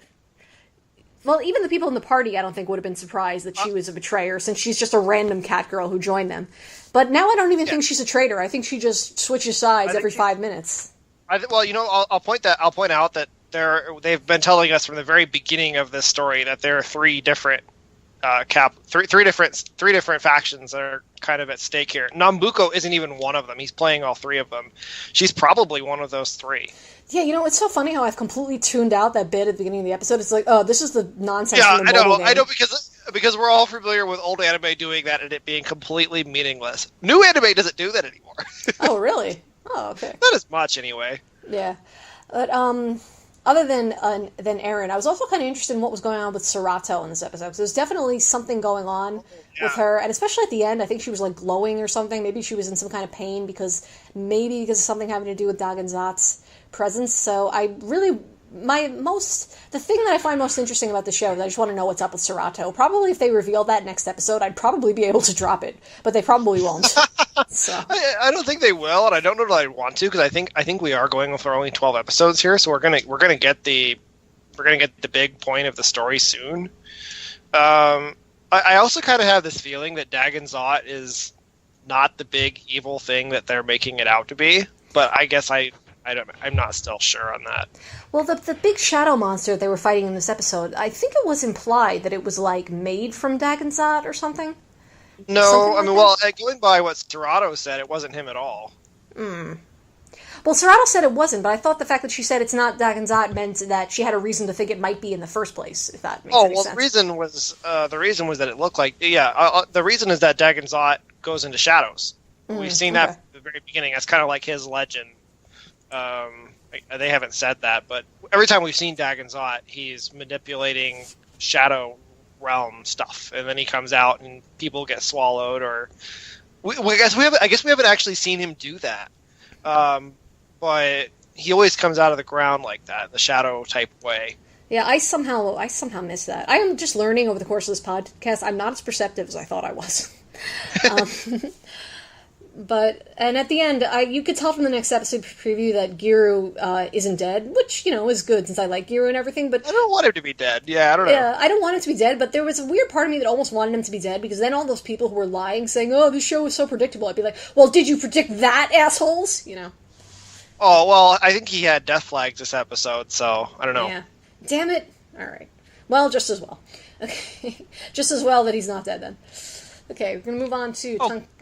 Sal? Quick question, Karen. So the people who say the show is predictable, are they using it as a bad thing? Like, oh, this show sucks because it's predictable? Cerberus is one of those shows where people are really acting like. I mean, just go read the Crunchyroll comments. It's become a show that's popular to really just bash on and hate, and you can just kind of tell that ignorance is half the reason why they're bashing on it. I don't know, because if there's a show where I know something's gonna happen, that's not gonna ruin it for me. I'll still find something to like about it to enjoy. I mean, they're calling it predictable, and then other people are saying, I have no idea what the show is even doing. It hasn't done anything since episode 1. I mean, that was a claim I kept seeing in this episode. Like, yes! Yeah, I think predictable is shorthand for, I want to show off that I'm smarter than this show. Look how smart I am. So, yeah. That's what I really think it is. But I think we've touched on that before, so I'll move on to Tonkatsu DJ Agetarou 7, where I guess our Tonkatsu DJ gets a lucky break because a critic happens to discover him, which is good for him, but I think I have nothing to say about this episode. I don't know, were there even any jokes in this episode? Sal? Yeah. Help? It was more of I guess it's like you said, just, hey, he got noticed, he's gonna become famous, he has potential. Yeah, although I like the fact that after watching the Tonkatsu DJ sets... there was a silly part. It was a whole dialogue about how Agetarou was obsessed with how the critic got along with everyone, with the way how he uses specific words when he compliments people on certain things. I think that was something that probably came across better if you're fluent in Japanese too. I'm not saying I am. I'm saying if I was, I would be. You know what I'm saying? Yeah, 'cause I found that part a little bit amusing. Yeah, well, I like the fact that the critic, after he listened to the Tonkatsu DJ set, apparently he had this powerful craving for tonkatsu, and I guess he didn't even know why. So, well, he did hear the boiling oil noise, so maybe that was why. Okay. There's not too much to say about Tonkatsu DJ this week, so I don't know. Maybe he'll finally get together with that chick he likes, and we'll have something to talk about next week or something. Yeah. We'll see. We'll see. Space Patrol Luluco, Episode 8, continuing to cement the greater Trigger Universe theory. They went to the Little Witch Academia universe in this episode, which was good, except I don't remember. I saw Little Witch Academia. I actually don't remember it that well. But I like the fact that even though they were in the Little Witch Academia realm, this was still very much about Luluco and about her crush on Nova. And I just thought this episode was absolutely adorable. Nova does not care. He doesn't care. Yeah. I know, it's sad. Especially that whole dramatic build up to that big moment, and then the twist at the end. I haven't had my first kiss. Can I kiss you, Nova? I couldn't give a fuck either way. Do what you want to do. It will not hurt my feelings. I will go on with my life. But just the way it's animated when they kiss, and it's like the whole universe opens up before her eyes. It's just so sweetly done, and yet the sweetness of it is countered by the fact that Nova's basically just standing there like, whatever, bitch. Yeah. Let's see. Are we done with this quote unquote season of Luluco, or do we have another one? No, we have one more. Oh, that's right. And then it's going to be season 4. Now the question is. At least if it follows the same pattern. Now the question is, would season 3 end the Triggerverse arc, or will it continue in season 4? That's the question. We won't know until next week. And the other thing is, will they end up in the Kiznaiver world?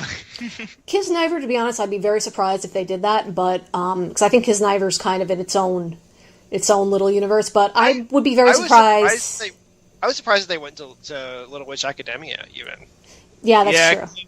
We're thinking it's going to be the Imaishi verse because of Kill la Kill. But... I think I would be very surprised if we don't get an Inferno Crop crossover next week, which I won't even recognize very well. Inferno Crop is already a character in the show. So apparently there's news saying that Inferno they're going to go to the Inferno Cop world.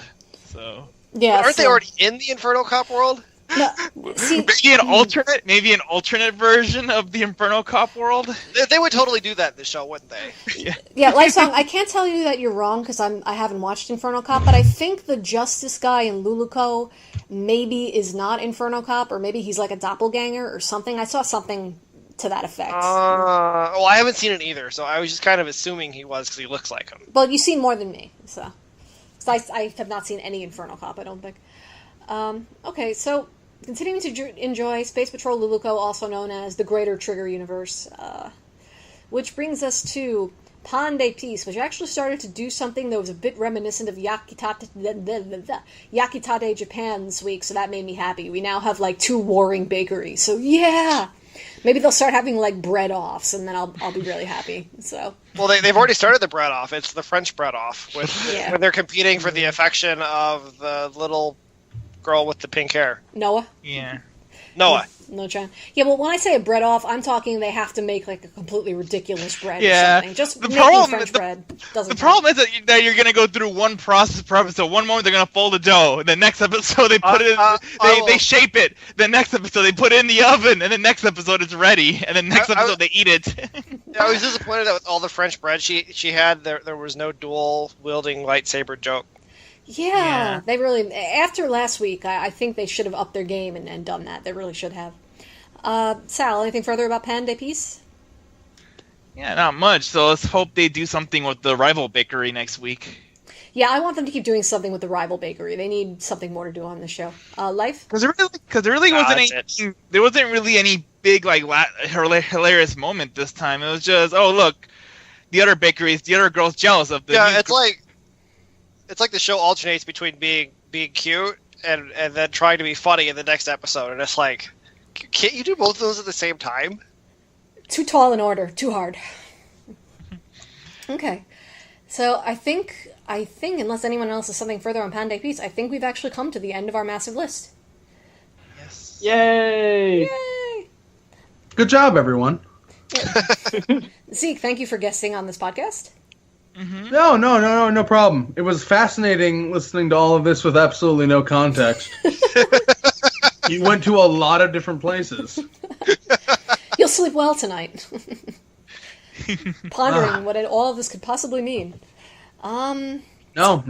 I managed to play at least 5 Hearthstone matches while you guys rambled on, so that's cool. Oh, nice. Did you win all 5? No, I lost 3 and won 2. Glad to be of service.